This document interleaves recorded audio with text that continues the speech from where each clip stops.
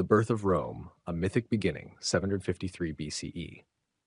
The birth of Rome is a tale of myth and legend, wrapped in the veils of ancient history, one that has been passed down for centuries. It is a story steeped in divine intervention, fateful decisions, and the triumph of human will against all odds. Rome, often seen as the cornerstone of Western civilization, began its journey not as a grand empire, but as a humble city founded in the heart of the Italian peninsula on the banks of the Tiber River. According to legend, the story of Rome's founding begins long before 753 BCE, during a time when gods, kings, and heroes walked among men, and the very fabric of reality was intertwined with the divine. The mythic birth of Rome is not just the foundation of a city, but the beginning of a civilization that would go on to shape the world for millennia. At the heart of Rome's origin is the story of its twin founders, Romulus and Remus. These brothers, born of the Vestal Virgin Rhea Silvia and the god Mars, were destined for greatness from the moment of their conception. Their birth was no ordinary event. The circumstances surrounding it were fraught with divine intervention and celestial omens. Rhea Silvia's father, the king of Alba Longa, had been overthrown by his brother Amulius. Fearing the possibility of a rival claimant to the throne, Amulius forced his niece Rhea to become a Vestal Virgin, swearing an oath of chastity. Yet as fate would have it, the god Mars, drawn to the beauty of the Vestal, took her as his lover. When Rhea gave birth to twins, Amulius, enraged by the betrayal and fearful of the threat the children posed, ordered that the babies be cast into the Tiber River. The river, however, refused to claim them. Instead, the twins were carried along its waters until they came ashore at the base of the Palatine Hill. It was there, in a secluded cave called the Lupercal, that the twins were discovered by a she-wolf, who, moved by maternal instincts, nurtured and cared for them. The she-wolf, known as Lupa, suckled the infants, providing them with the sustenance needed to survive in the wild. The twins grew strong and healthy under the watchful care of Lupa and the occasional visits from a shepherd named Faustulus, who, with his wife Acca Larentia, raised the boys as their own. This humble upbringing, far from the royal courts they had been born into, would shape Romulus and Remus into fierce, resourceful, and determined men. They grew to be natural leaders, admired by the people around them, and renowned for their bravery and strength. As they reached adulthood, Romulus and Remus began to realize their true heritage. The twins returned to Alba Longa, where they confronted King Amulius. With their innate sense of justice and the help of their followers, they overthrew the tyrant and restored their grandfather, King Numitor, to the throne. This victory marked the beginning of their legacy, but it also planted the seeds of an even greater destiny. The twins, driven by the desire to found their own city, left Alba Longa behind and set out to establish a settlement of their own. Their journey led them to the fertile land along the Tiber River, where they chose the site that would eventually become Rome. The decision of where to establish their city was not an easy one, and it was here that a fateful rivalry began. Romulus and Remus, as twin brothers, each had their own vision for the city. They disagreed on which hill would be the best place to build. Romulus favored the Palatine Hill, which offered a commanding view of the surrounding area and was easily defensible. Remus, on the other hand, preferred the Aventine Hill, which was rich in resources and more accessible. To settle the dispute, the brothers agreed to leave the decision to the gods, each seeking a divine omen to guide them. They chose to interpret the omens through augury, a practice in which the flight patterns of birds were seen as messages from the gods. The augury was performed, and Romulus was the first to receive a favorable omen, witnessing 12 vultures, while Remus saw only 6.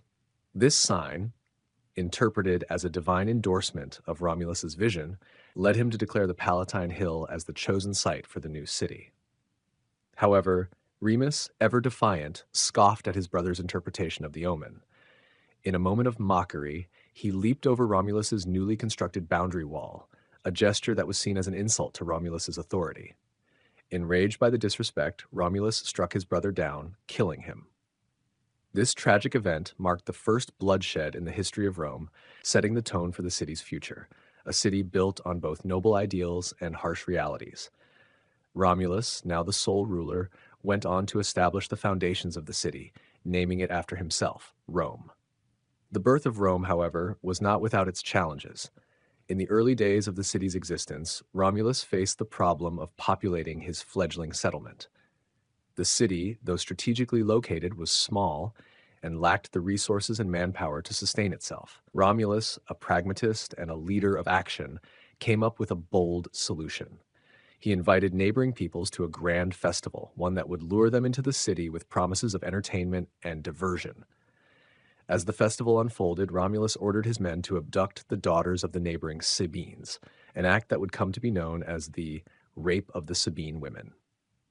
This daring and controversial act, though born of necessity, would prove to be one of the most defining moments in the early history of Rome. The abduction of the Sabine women sparked outrage and war, as the Sabines retaliated with an army that marched on Rome. However, the Roman women, who had by now become wives and mothers in Rome, intervened, pleading with their Sabine fathers and brothers to stop the violence and end the conflict. Their emotional appeal was successful, and the two sides agreed to a truce, eventually merging the Sabines and the Romans into one unified people.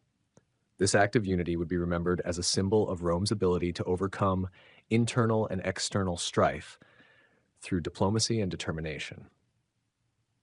Under Romulus's leadership, the city of Rome grew steadily in both size and influence. Romulus established the Roman Senate, an advisory body made up of the city's elders, and created the Roman legions, the military force that would later become the backbone of the Roman Empire. He also introduced important social and religious practices that would define Roman life for centuries to come. Romulus ruled until his death, which, according to legend, occurred when he mysteriously vanished during a storm. The people of Rome, grieving the loss of their founder, believed that Romulus had been taken up into the heavens, where he was transformed into the god Quirinus. The birth of Rome, in mythic terms, is the story of a city founded by gods and heroes, a place where divine favor and human determination collided to create the greatest empire the world had ever known. This legendary beginning laid the groundwork for Rome's future as a center of power, culture, and influence that would endure for over a millennium. From the humble, blood-soaked birth on the banks of the Tiber River to the rise of one of history's most formidable civilizations, the mythic tale of Rome's foundation serves as a reminder of the power of destiny, divine will, and human resilience in shaping the course of history.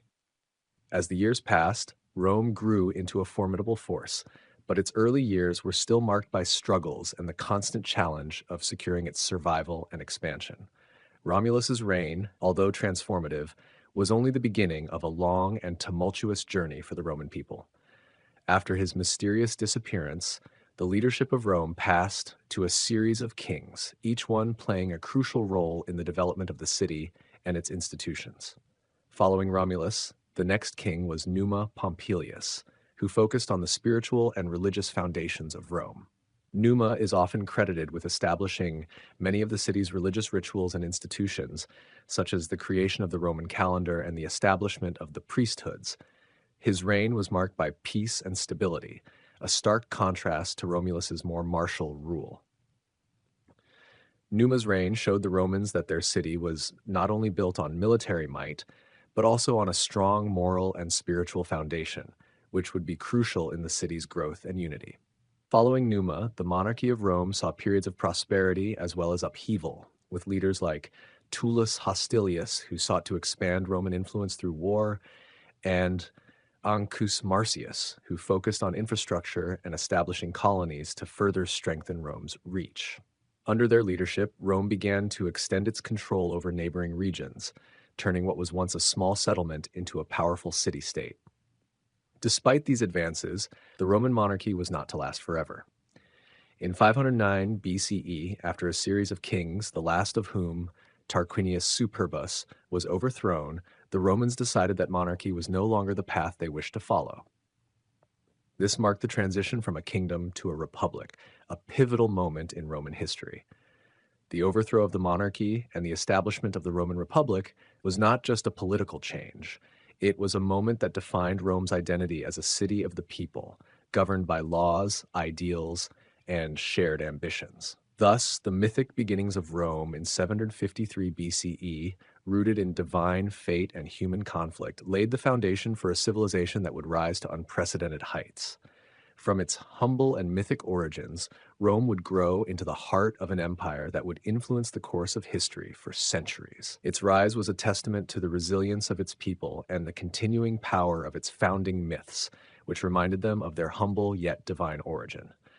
The legacy of Romulus and Remus, of the bloodshed and sacrifices that shaped their city, would continue to resonate in the very soul of Rome for centuries to come.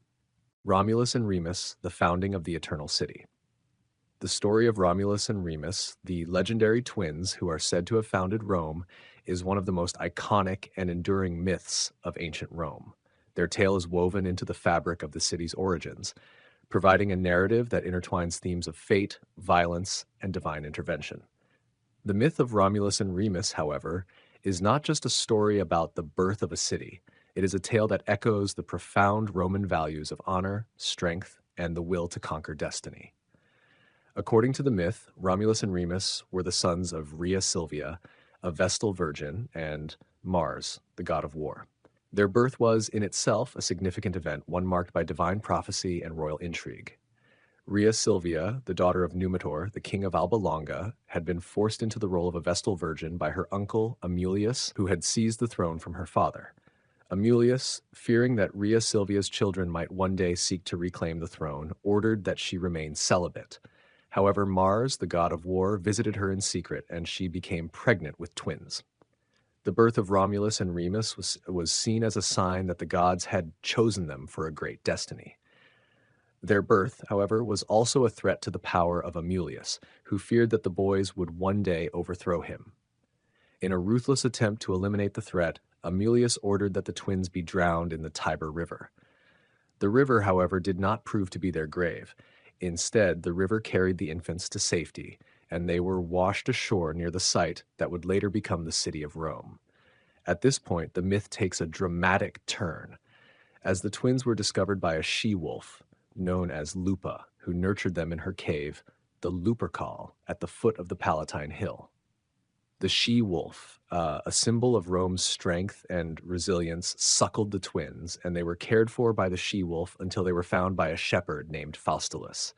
Faustulus, who worked for the king of Alba Longa, brought the boys to his home, where they were raised by him and his wife, Acca Larentia. The twins grew strong, and as they reached maturity, they became known for their remarkable abilities and leadership qualities. The boys' upbringing in the wilderness gave them a deep connection to the land that would later become Rome. As they grew older, Romulus and Remus learned of their true heritage. The discovery of their royal bloodline set the stage for a dramatic confrontation with the usurper Amulius. The twins, fueled by the desire for justice and revenge, led a rebellion against Amulius and his forces. The revolt was successful, and Amulius was overthrown, allowing Numitor, their grandfather, to reclaim the throne of Alba Longa. Having freed their grandfather and restored the rightful ruler to his throne, Romulus and Remus set out on a journey to establish their own city, one that would bear the mark of their greatness and the divine will that had guided their lives. As they traveled, the twins came upon a hill on the banks of the Tiber River, an area that seemed to hold an inherent power. It was here that they decided to build their new city. However, the founding of the city was marred by a bitter dispute between the brothers over which hill should be chosen as the site for the city. Romulus favored the Palatine Hill, while Remus preferred the Aventine Hill.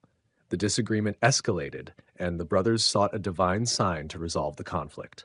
The sign came in the form of birds, with Romulus seeing 12 vultures, while Remus saw only 6. This was interpreted as a sign from the gods that Romulus was favored to become the founder of the city. As the dispute intensified, the brothers engaged in a violent confrontation. Romulus, in a fit of rage and frustration, killed Remus, thereby ending the argument once and for all. Romulus, now alone, began the task of founding the city of Rome. He established the city on the Palatine Hill, the place where he had received the divine sign, and set about constructing walls and buildings. Romulus became the first king of Rome, and he ruled with great authority and vision. He established the first Senate, known as the Senate of the Elders, and he organized the city's first army. His leadership and decisions shaped the early development of Rome, which would go on to become one of the most powerful and influential cities in the world. The founding of Rome was not merely a political act, it was a divine mission that was fulfilled through the actions of Romulus, who was believed to be the son of Mars, the god of war. Romulus embodied the strength, courage, and leadership that the Romans valued, and his story became a symbol of the city's indomitable spirit. The myth of Romulus and Remus, with its themes of fate, violence, and divine will, was a powerful narrative for the Romans. It told the story of the city's humble beginnings and the violent struggle for dominance that characterized its early history. The myth also underscored the importance of the gods in the lives of the Romans, with divine intervention playing a crucial role in shaping the city's fate. The story of the twins' survival against the odds, their rise to power, and the eventual founding of Rome served as a reminder to the Romans that their city was destined for greatness, that it was the product of divine favor and will. Over time, the myth of Romulus and Remus became a symbol of Rome's eternal power and resilience. The story was passed down through generations, and it was retold in various forms, from oral tradition to the written works of poets and historians. The founding of Rome was celebrated in festivals and public rituals, with the Romans honoring their legendary founders as both heroes and gods. Despite the violence and tragedy that marred their story, Romulus and Remus were ultimately seen as the progenitors of the Roman people. Their legacy lived on in the culture and identity of Rome, and the city's founding myth became an integral part of its historical and cultural fabric. The myth also served as a reminder of the Romans' deep connection to their past and their belief in their destiny as rulers of the world. The story of Romulus and Remus is not merely a tale of the founding of a city. It is a story of the values and principles that would define Rome as a civilization. It reflects the Romans' belief in the power of fate, the importance of divine favor, and the necessity of strength and courage in the face of adversity. The myth of Romulus and Remus continues to inspire awe and admiration, as it represents the eternal spirit of Rome, a city that rose from humble beginnings to become one of the greatest empires the world has ever known. The story of Romulus and Remus also carries a deeper moral and symbolic message that resonated with the Romans throughout their history. It emphasizes the importance of sacrifice and the harsh realities of leadership. The tragic death of Remus, though a moment of intense loss for Romulus, symbolized the hard choices that leaders often must make in the pursuit of their destiny. Romulus' decision to kill his brother, though controversial, was seen by some as an act that ensured the survival and future greatness of Rome. This moment in the myth exemplifies the idea that in times of great uncertainty and ambition, personal bonds may have to be broken for the greater good of the state. Another significant element of the story is the role of the she-wolf, Lupa, in the twins' survival. The she-wolf is a symbol of Roman strength, resilience, and maternal care. In the myth, she is not only a life sustainer, but also a symbol of the wild, untamed nature that was eventually tamed and transformed into the greatness of Rome. The image of the she-wolf suckling the twins became one of the most iconic symbols of Roman identity, an emblem of the city's origins and its foundational connection to the natural world. As Romulus established the foundations of the new city, his leadership was crucial in laying the groundwork for Rome's military and political dominance. According to myth, Romulus introduced the practice of kidnapping women from neighboring tribes, most famously the Sabine women, to populate his new city. This controversial act, known as the Rape of the Sabine Women, was depicted as a necessary measure for ensuring the survival of the Roman people. The myth thus weaves together themes of violence, survival, and the forging of a new society from the chaos and conflict of the surrounding world. Romulus also instituted the first Roman Senate, which provided a platform for future governance and political structures that would endure for centuries. His rule was marked by the establishment of the Roman legions, whose disciplined military strategies would later become one of Rome's defining features as it expanded across the known world. Romulus's reign, therefore, set the stage for the city's transformation from a small settlement into a vast empire. The legend of Romulus and Remus also found its place in Roman religious life. The twins were deified after their deaths, and their story was invoked in rituals and religious ceremonies throughout Rome's history. Their tale was not only a reminder of the city's humble beginnings, but also a continuous inspiration for future generations of Romans who saw in their myth the divine approval for the city's rise to power. Rome, built on the foundations laid by Romulus, continued to grow in power, and the city's legacy became immortalized not only in the myth of its founders, but also in the real achievements of the Roman Empire. As Rome's greatness flourished, so too did the story of Romulus and Remus, becoming intertwined with the very identity of the empire itself. Their myth serves as a reminder that greatness is often born from struggle, sacrifice, and the will to overcome the impossible. The early kingdom of Rome, 753 BCE to 509 BCE. The early history of Rome, from its mythical founding in 753 BCE to the establishment of the Roman Republic in 509 BCE, is a tale of transformation, struggle, and the gradual shaping of a civilization that would become one of the most powerful empires in history. This era, known as the early kingdom of Rome, blends legend with historical fact, and it is filled with a series of crucial events and figures that laid the foundation for the grandeur of Rome's future. The story begins with the legendary figure of Romulus, who, along with his twin brother Remus, was said to be raised by a she-wolf and eventually founded the city of Rome. Their birth and subsequent rise to power were steeped in myth, but it marked the beginning of a civilization that would leave an indelible mark on the world. The foundation of Rome, according to tradition, occurred on April 21st, 753 BCE, when Romulus became the first king of the city. This event was the culmination of many centuries of early Italian tribes, including the Latins, who settled on the 7 hills surrounding the Tiber River. These early Romans were influenced by their neighbors, the Etruscans, Greeks, and other Italic peoples. But it was Rome's unique position and its ability to blend these different cultural influences that set it on a path to greatness. The early Romans built a city surrounded by defensive walls, which not only provided physical protection but also symbolized their unity and strength as a fledgling city-state. Romulus, as the first king, played a key role in shaping the early social and political structures of the city. According to legend, he was a charismatic leader who attracted the first settlers to Rome by offering them asylum. This group included many outcasts and individuals who had been rejected from other cities. To bolster Rome's population, Romulus is said to have orchestrated the famous Rape of the Sabine Women, a controversial event that led to the capture of women from the neighboring Sabine tribe to become wives for the Roman men. This event, although steeped in myth, reflects the desperate need for Rome to grow and establish itself in a hostile environment. Over time, the Sabine women became an integral part of Roman society, and their influence is said to have helped solidify the peace between the Romans and the Sabines.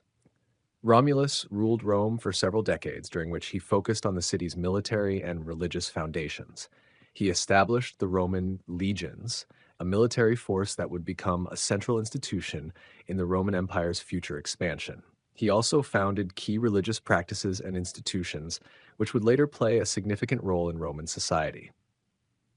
His reign, while steeped in legend, helped lay the groundwork for the Roman state's future identity and its relationship with neighboring tribes and nations. After Romulus's mysterious death, which was followed by his sudden and unexplained disappearance, the Roman people chose Numa Pompilius, a wise and pious king, to succeed him. Numa is often credited with shaping the religious and legal foundations of early Rome. Under his leadership, Rome began to develop a more organized society. Numa is said to have introduced important religious rituals and institutions, including the establishment of the priesthoods and the Roman calendar. His focus on religion and laws helped solidify Rome's identity as a city not only of war and conquest, but also of law, order, and tradition. The early kings of Rome, through their combined efforts, began to establish the institutions and structures that would later define the Roman state. These efforts were not always without struggle. The early Roman kings, including Tullus Hostilius and Ancus Marcius, were often engaged in wars and battles to expand their territory and consolidate power. Tullus, known for his militaristic nature, waged numerous wars with neighboring tribes, such as the Albans and the Sabines. He is also credited with establishing the Roman Senate, an institution that would grow in power and influence throughout Roman history. Ancus Marcius, on the other hand, focused on expanding Rome's territory, particularly through the establishment of colonies and solidifying its control over the surrounding areas. During his reign, Rome began to extend its borders beyond the city's immediate surroundings, including the founding of the port city of Ostia, which would become a vital part of Rome's commercial infrastructure. Despite these efforts, the early kings of Rome were not without their challenges. The kingdom faced internal struggles, with tensions arising between the aristocratic class and the common people. The plebeians, or commoners, began to demand more rights and recognition, leading to an ongoing struggle for political power within the city. These tensions would later culminate in the overthrow of the monarchy and the establishment of the Roman Republic in 509 BCE. But in the early years of the kingdom, the struggle for political power was often more about establishing Rome's identity and securing its place in the world. The last king of Rome, Tarquin the Proud, is often seen as a tyrant whose reign marked the decline of the monarchy. His leadership was marked by cruelty and excessive pride, and it is said that his actions alienated many of the Roman elite. According to legend, Tarquin's son, Sextus Tarquinius, committed a heinous crime by raping the noblewoman Lucretia, an act that led to a widespread revolt. Lucretia's suicide in response to the crime became a rallying cry for those who opposed the monarchy, and it sparked the final overthrow of the kings.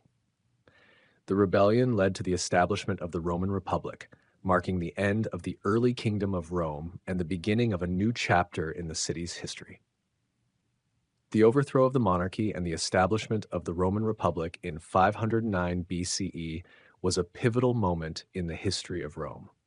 The Roman people, in rejecting the monarchy, sought a new form of government, one that would be based on the principles of shared power and representation. This change was driven by the desire for more political freedom and a response to the tyranny of the kings.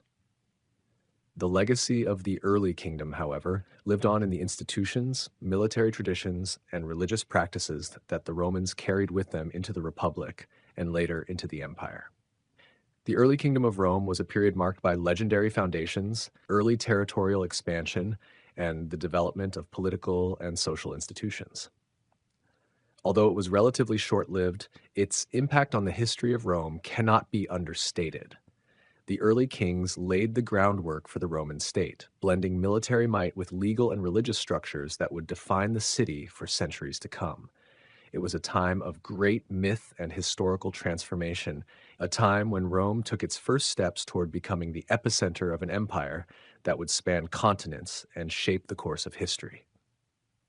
The lessons learned from the challenges and successes of the early kingdom would echo throughout Rome's history, influencing the rise of its republic, its empire, and its eventual fall. As the monarchy in Rome gave way to the republic, the values, practices, and lessons of the early kingdom continued to shape the new government. The early kings, despite their often authoritarian rule, had left a legacy of strong governance structures, military prowess, and religious institutions that would endure for centuries. The development of the Senate, which began under Romulus and was expanded by later kings like Tullus Hostilius, played a central role in Rome's political life even after the monarchy was abolished. The Senate would later become the cornerstone of Roman governance, evolving into the supreme governing body during the Republic. Additionally, the military traditions established during the kingdom laid the foundation for Rome's legendary legions. The Roman army became an essential institution of the Republic and, later, the Empire, conquering vast territories and ensuring the city's dominance. The organizational techniques, discipline, and tactical innovations pioneered by Rome's early kings were passed down and refined by subsequent generations, allowing Rome to become a military superpower. The religious systems created by the early kings also had long-lasting effects. The priesthoods, festivals, and rituals that were established during the monarchy were carried into the Republic, providing a shared cultural framework that united the Romans. Even the symbols of kingship, such as the scepter and crown, remained in use during the Republic. though they were associated with other figures like consuls rather than monarchs. One of the most significant aspects of the monarchy's legacy was the growing awareness among the Romans of the need for checks on power. The rise of the plebeians and their increasing demand for political rights foreshadowed the later struggles of the Roman Republic, where tensions between the patricians, aristocratic class, and plebeians would continue to evolve. These early experiences of rebellion against absolute rulers would later fuel the republican ideals of liberty, equality, and shared power. Thus, while the monarchy itself came to an end in 509 BCE, the early kingdom of Rome left behind a deeply rooted foundation of political, military, and cultural structures that would continue to influence the trajectory of Roman history for centuries to come. The Roman Republic, a government in transition, 509 BCE. The Roman Republic, established in 509 BCE, stands as one of the most influential political systems in human history. It marked the end of the Roman kingdom, a period dominated by monarchs, and ushered in a new era of governance that would lay the foundation for what would later become the Roman Empire. The transition from monarchy to republic was not just a change in leadership, but a profound transformation in how Rome was governed, and the consequences of that transformation would echo through the centuries. At its core, the Roman Republic was a government built on shared power, a delicate balance between the patricians, the aristocratic ruling class, and the plebeians, the common people. The establishment of the Republic was not a smooth or immediate process. It was born out of dissatisfaction with the monarchy, particularly the tyrannical reign of the last Roman king, Tarquinius Superbus. His expulsion in 509 BCE, after the infamous incident of his son's assault on the noblewoman Lucretia, marked the collapse of the monarchy and the dawn of the Republic.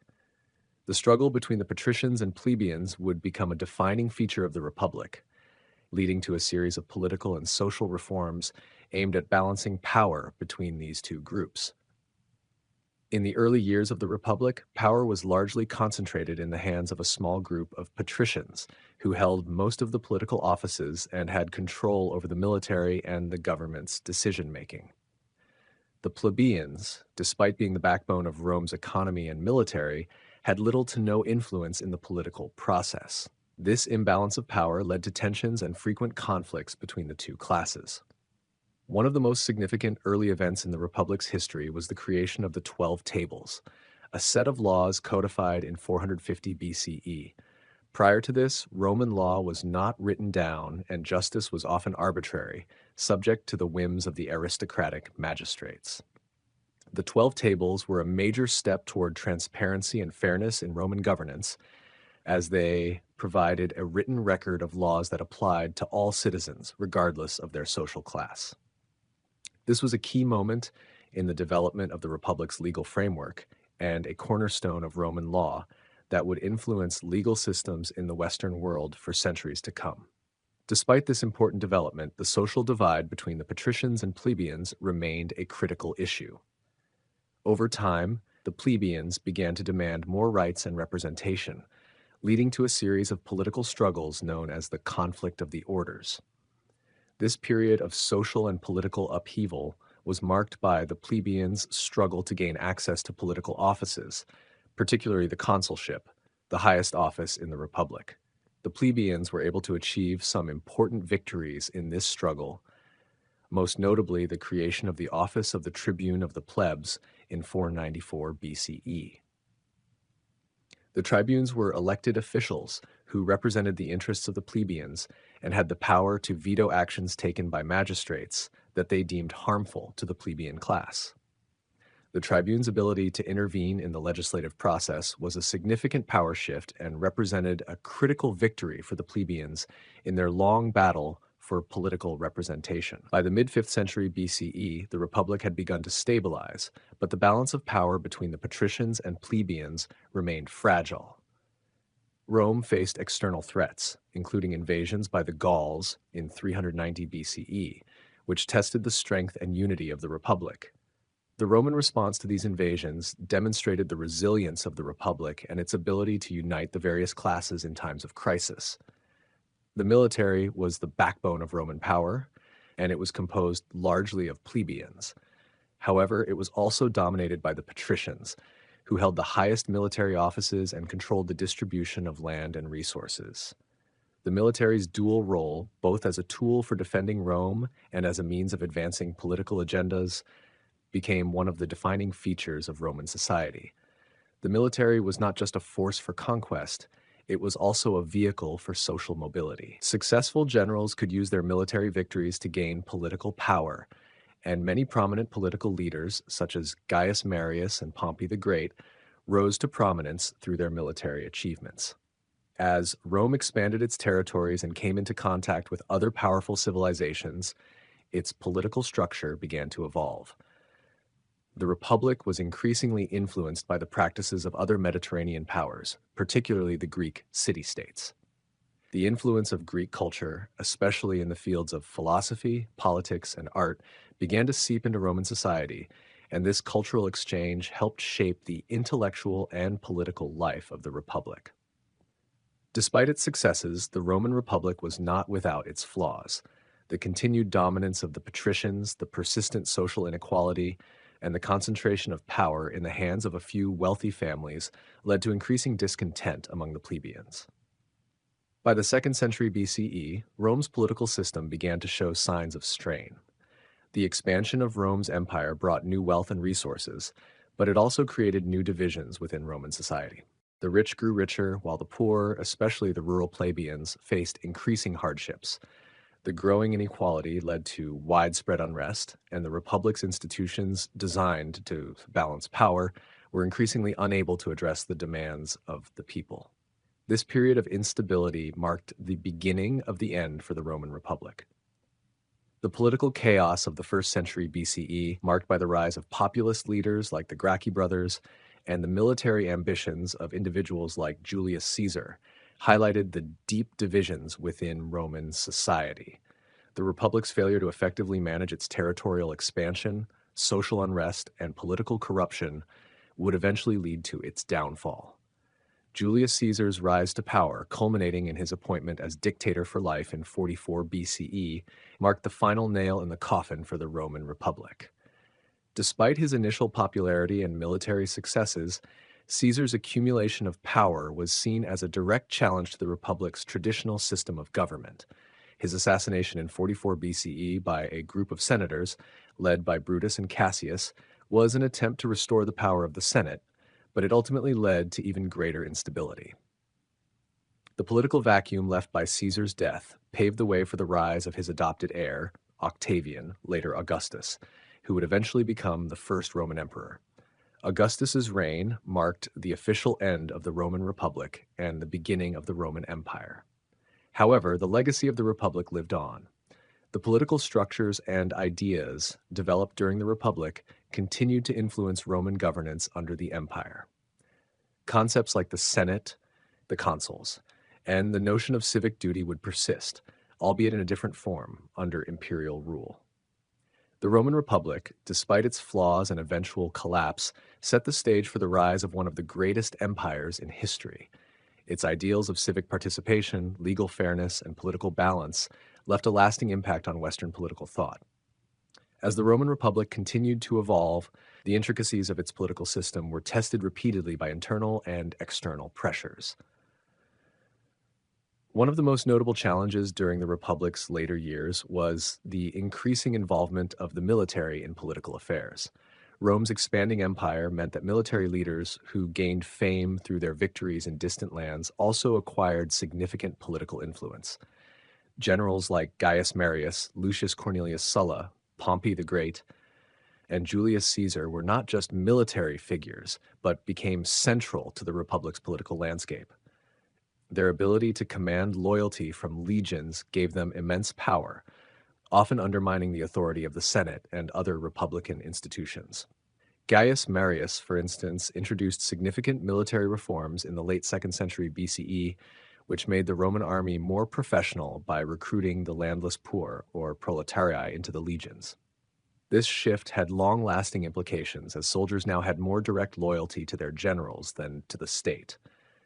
This development changed the very nature of Roman politics, as military leaders increasingly used their power to secure political positions and manipulate the system for personal gain.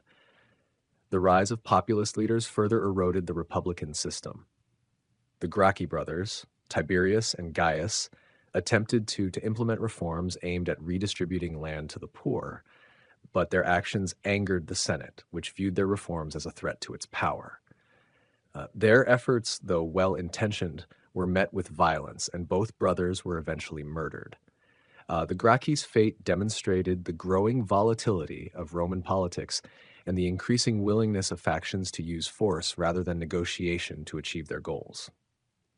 By the time of Julius Caesar's ascent to power, the Republic's once sturdy foundations were already crumbling.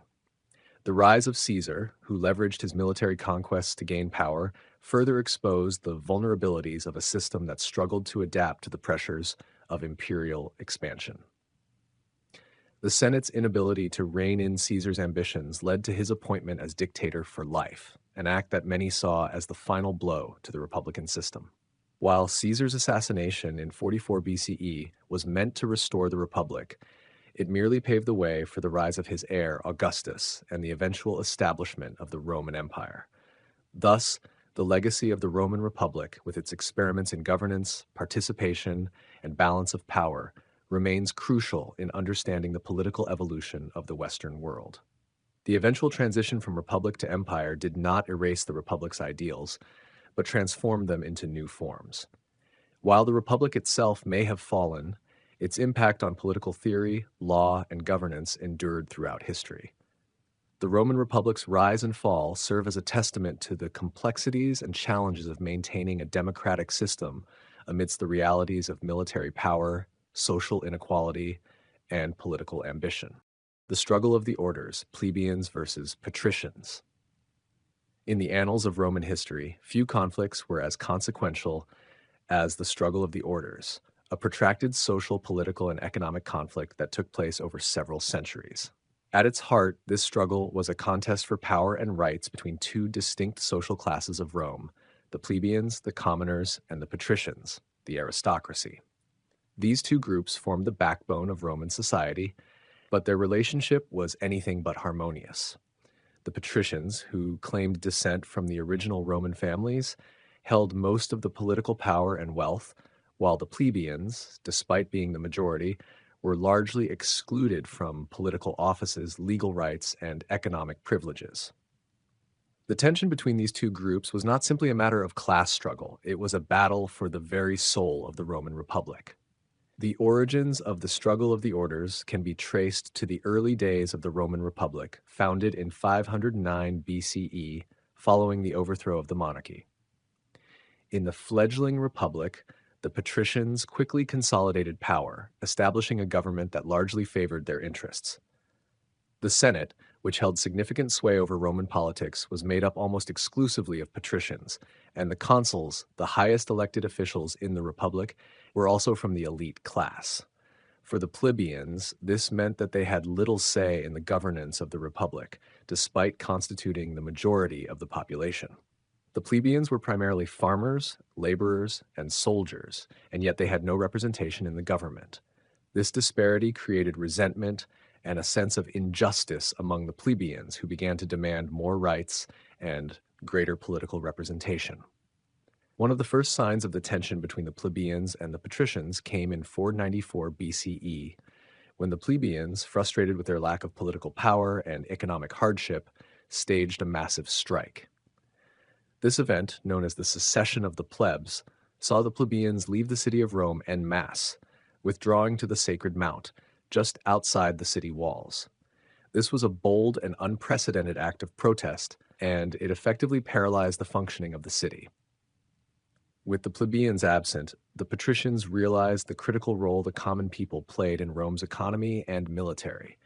In response, the patricians were forced to make concessions. They agreed to establish the office of the tribune of the plebs, a new political position that would represent the plebeians' interest and protect them from the arbitrary power of the patricians. The tribunes were given the power to veto actions by the Senate and other magistrates, thus providing a measure of protection for the plebeians. Despite this victory, the plebeians still faced numerous challenges. The laws of Rome were written in a way that favored the patricians and kept the plebeians in a subordinate position. For example, the legal code, known as the 12 Tables, which was codified around 450 BCE, was an important step in creating a more transparent and consistent system of laws. However, the 12 Tables were still heavily biased in favor of the patricians, as they reinforced the privileges of the aristocracy and limited the rights of the plebeians. For instance, the plebeians had little recourse in legal disputes with patricians, and their debts could lead to enslavement. The struggle of the orders reached a critical point in the 4th century BCE. During this period, the plebeians began to gain more political power and slowly erode the privileges of the patricians. A key moment came in 367 BCE when the Lex Licinia Sextia was passed. This law, which was introduced by the tribunes Gaius Licinius Stolo and Lucius Sextius Lateranus, enacted significant reforms. First, it limited the amount of land that any one individual could own, which primarily affected the wealthy patricians who controlled vast estates. More importantly, the law also allowed plebeians to be elected to the consulship, the highest office in the Roman Republic, a position that had been exclusively held by patricians up to that point. This was a watershed moment in the struggle of the orders, as it marked the first time that plebeians were allowed to hold the highest offices of power in Rome. The passage of the Lex Licinia Sextia did not immediately resolve the conflict, but it marked a turning point in the balance of power between the plebeians and the patricians. The plebeians' increasing political influence was further solidified with the passage of other laws, such as the Lex Hortensia in 287 BCE, which granted the decisions of the plebeian assembly, known as plebiscites, the force of law. This law gave the plebeians even more power in the legislative process, as it allowed them to pass laws without the approval of the Senate. While the patricians still maintained significant influence in the Senate, the plebeians now had a strong political platform from which they could challenge patrician power. By the end of the 3rd century BCE, the struggle of the orders had largely been resolved, with the plebeians achieving significant political and legal gains. However, the underlying social and economic inequalities between the two classes remained, and the patricians continued to hold a disproportionate share of wealth and land. The plebeians, though more politically empowered, still faced economic hardships, and their role in Roman society was often one of subordination, despite their increased political representation. The struggle of the orders was not just about the plebeians gaining political power. It was also about the transformation of the Roman Republic into a more inclusive system of government. The conflict between the plebeians and the patricians demonstrated the importance of political participation and the necessity of social and legal reforms in the face of inequality. Over time, the political and legal gains of the plebeians would be challenged by other social forces, such as the rise of military leaders like Gaius Marius and Julius Caesar, who would ultimately reshape Roman society in their own image. Nonetheless, the struggle of the orders remains one of the defining moments in the history of the Roman Republic, as it set the stage for the evolution of Roman political institutions and the eventual shift toward imperial rule. In the long run, the struggle of the orders was more than just a battle between two social classes. It was a contest over the very nature of Roman identity and governance. Through their struggle, the plebeians ensured that Rome would evolve into a republic that, at least in theory, offered greater participation and rights for its citizens, regardless of their social status. Though the patricians may have initially held the upper hand, the plebeians' persistence and unity eventually led to a more equitable society, one where their voices were heard and their rights acknowledged. The legacy of the struggle of the orders continues to resonate in modern political thought, reminding us of the power of collective action in the face of entrenched inequality. As the centuries progressed, the consequences of the struggle of the orders continued to shape the trajectory of the Roman Republic. The political landscape had undergone a transformation, but the struggles of the plebeians did not end with the legal victories they secured. Though the plebeians achieved many political rights, they still faced a series of challenges, both from the remaining aristocratic elites and from other emerging power structures in Rome. One of the ongoing issues for the plebeians was economic inequality. While political power was being redistributed, the wealth and land remained predominantly in the hands of the patricians and the growing class of wealthy plebeians. The Roman economy was largely based on agriculture, and many plebeians worked as tenant farmers or small landowners who struggled with debt, land loss, and limited access to resources. Large estates owned by patricians and wealthy plebeians often exploited slave labor, further exacerbating the economic divide. As a result, despite their political gains, many plebeians still faced severe economic hardships. Furthermore, as Rome expanded its influence and territory, new sources of wealth and power became concentrated in the hands of a few. Military generals, many of whom were plebeians, began to rise in prominence. These generals, such as Gaius Marius, Julius Caesar, and Pompey, gained power not through traditional political institutions, but through their control of armies. The ability of these military leaders to command loyal legions created a new dynamic in Roman politics, one that shifted power away from the Senate and traditional republican institutions. The rise of military generals and their influence over Roman politics set the stage for the eventual collapse of the Roman Republic and the transition to the Roman Empire. The struggle for power that had initially been between the plebeians and patricians eventually morphed into a battle for control between military leaders and the Senate. The tension between the old aristocratic order and the new populist military power would ultimately lead to civil war and the eventual emergence of the first emperor, Augustus, marking the end of the Republic.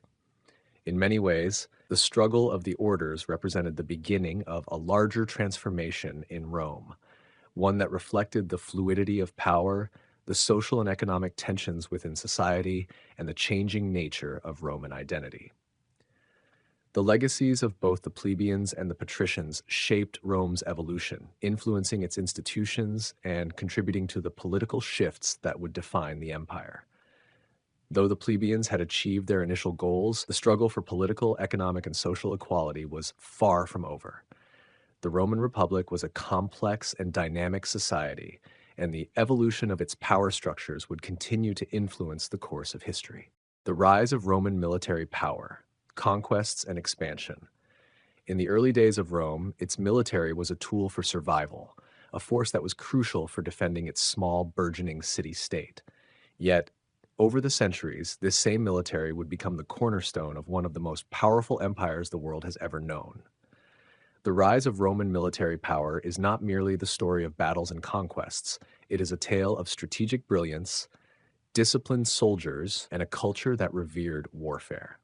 From its humble beginnings, the Roman military would go on to conquer vast territories, shaping the future of Europe, Africa, and Asia, and leaving a legacy that would influence military tactics for centuries to come. At the dawn of the Roman Republic in the 6th century BCE, Rome was a small city-state surrounded by hostile neighbors. The Romans initially relied on their local forces to defend their territory. However, as their influence began to grow, so too did the necessity for a more structured and organized military. Rome's early military organization was rooted in its social structure. The Roman citizen soldiers were organized into legions, and every able-bodied male was expected to serve in the military. This gave rise to a strong sense of civic duty, with the military becoming an essential part of Roman identity. As the Roman Republic expanded, the need for a more sophisticated military system became apparent. By the 4th century BCE, Rome had developed a powerful and highly disciplined army. The Roman legion, made up of approximately 4,000 to 6,000 men, became the foundation of Roman military strength. The Roman soldiers, or legionaries, were trained to fight in close formation, using their shields and swords with precision. They were not only warriors, but also skilled engineers, capable of constructing fortifications, siege weapons, and roads to support their campaigns. Roman military training was rigorous, and soldiers were expected to maintain their discipline and readiness at all times. The expansion of Rome during the Republic was fueled by a series of military conquests, beginning with the conquest of neighboring Italian tribes. By the 3rd century BCE, Rome had emerged as the dominant power in Italy, having defeated rivals like the Samnites and the Gauls. But it was the Punic Wars fought between Rome and the Carthaginian Empire that truly marked the rise of Roman military power. The First Punic War, 264 to 241 BCE, saw Rome's first significant naval victory, and although Carthage was a more established power with a formidable navy, Rome's ability to adapt and learn quickly allowed them to prevail. The Romans also developed a reputation for persistence and tactical innovation, which would become hallmarks of their military strategy in future wars. The Second Punic War, 218 to 201 BCE, brought Rome face to face with one of its greatest military challenges, the Carthaginian general Hannibal. Hannibal's audacious crossing of the Alps with his army, including war elephants, remains one of the most remarkable feats in military history. His victories at battles such as Cannae, where he decisively destroyed a Roman army, shook Rome to its core, yet Rome's resilience was unmatched. Despite suffering heavy losses, the Romans adapted their tactics, using their superior manpower and resources to gradually wear down Hannibal's forces. By the end of the war, Rome had decisively defeated Carthage, securing its dominance over the Western Mediterranean. The Punic Wars were a turning point in the history of Rome.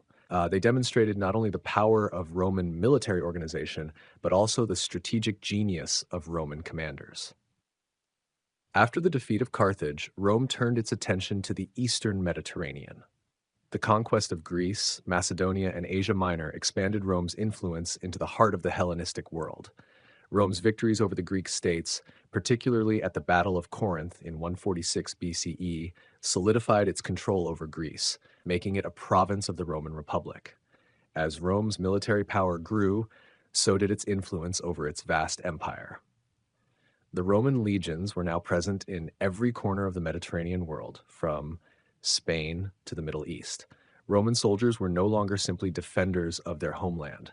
They were agents of imperialism, tasked with conquering and securing new territories. The Roman military was also instrumental in maintaining peace within the empire, ensuring that conquered peoples remained loyal and that trade routes remained open.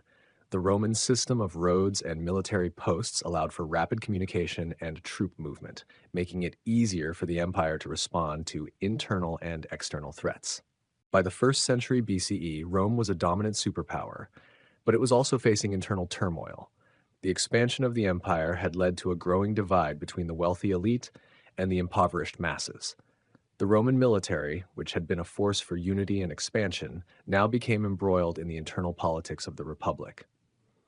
Generals such as Marius, Sulla, and Pompey began to wield more power than the Senate itself, and military commanders became the key players in Rome's political life. This period of instability culminated in the rise of Julius Caesar, whose military successes in Gaul made him one of the most powerful men in Rome. Caesar's military genius, especially during his campaigns in Gaul 58 to 50 BCE, demonstrated the full extent of Roman military power. His campaigns not only expanded Roman territory, but also solidified his personal control over the Roman army. Caesar's crossing of the Rubicon in 49 BCE marked the beginning of the end for the Roman Republic, as his forces marched on Rome itself, ultimately leading to his dictatorship. His reign, however, would be short-lived, as he was assassinated in 44 BCE by those who feared his growing power. Despite Caesar's death, the military continued to play a central role in Roman politics. His adopted heir, Augustus, would go on to become the first Roman emperor, but not before consolidating power through military victories, most notably in the Battle of Actium in 34 BCE. Under Augustus, the Roman military underwent significant reforms. The legions were professionalized, and soldiers were given land in return for their service. The Roman army became a standing force, and its soldiers were stationed in various provinces throughout the empire. Augustus also established a system of military auxiliaries, made up of non-Roman soldiers who supported the legions. This allowed Rome to maintain a large and diverse military force that could be deployed wherever it was needed. The Roman military was not only a tool of conquest, but also a force for Romanization, spreading Roman culture and values throughout the empire. The Pax Romana, the period of relative peace that followed Augustus's reign, was a testament to the effectiveness of the Roman military. Under the emperors, the legions maintained control over an empire that stretched from Britain to the Persian Empire. The military ensured that the borders were secure, and it was instrumental in suppressing uprisings and revolts within the empire. Despite the peace, Rome was always prepared for war, and the Roman legions remained a formidable force, capable of defending the empire's vast borders from invaders such as the Germanic tribes, the Parthians, and the Huns. However, the Roman military was not invincible. Over time, the empire's vast size and the challenges of maintaining control over such a large territory began to take their toll. The military was stretched thin, and the Roman economy began to suffer. The legions, once the backbone of the empire, began to lose their discipline, and the quality of Roman soldiers declined. The empire was also increasingly dependent on mercenaries, who lacked the loyalty and dedication of Roman soldiers. The decline of the Roman military was one of the factors that contributed to the eventual fall of the Western Roman Empire in 4476 CE. Despite the fall of the Western Roman Empire, the legacy of Roman military power lived on. The tactics, organization, and discipline of the Roman legions continued to influence military forces throughout history. Roman military innovations, such as the use of siege engines, the construction of military roads, and the establishment of military camps, left an indelible mark on warfare.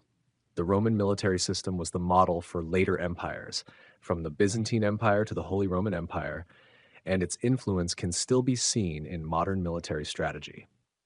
The rise of Roman military power was not simply the result of battlefield victories, but of a comprehensive approach to warfare, leadership, and organization. It was a combination of strategic brilliance, military innovation, and an unwavering commitment to discipline that allowed Rome to rise from a small city-state to a global empire.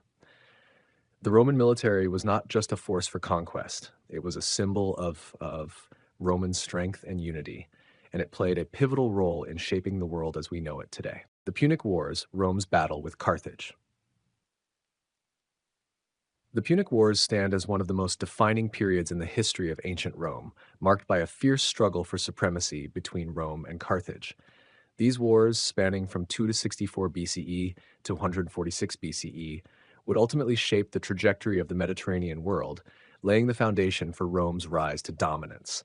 The conflict was not merely a series of military engagements. It was a clash of cultures, strategies, and ideologies, with both sides fighting for control over the rich resources of the Western Mediterranean. The origins of the Punic Wars trace back to the competition for influence and trade dominance. Carthage, a wealthy Phoenician city-state located in modern-day Tunisia, had established itself as a powerful naval force, dominating trade routes across the Mediterranean.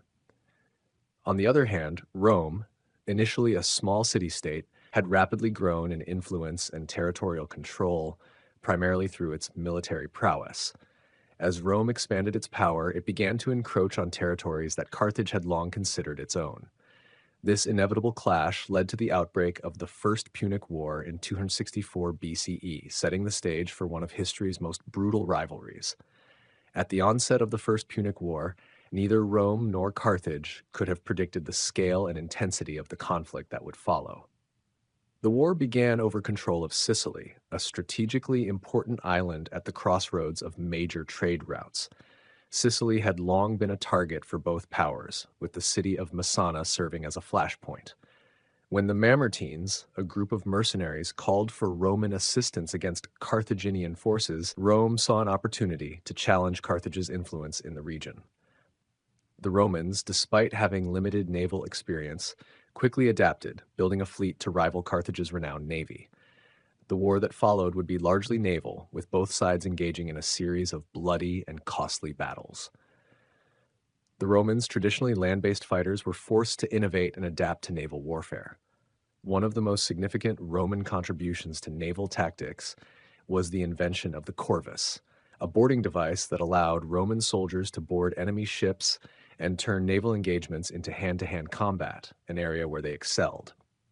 Despite Carthage's superior fleet and experienced sailors, the Romans' determination and strategic ingenuity slowly began to turn the tide in their favor.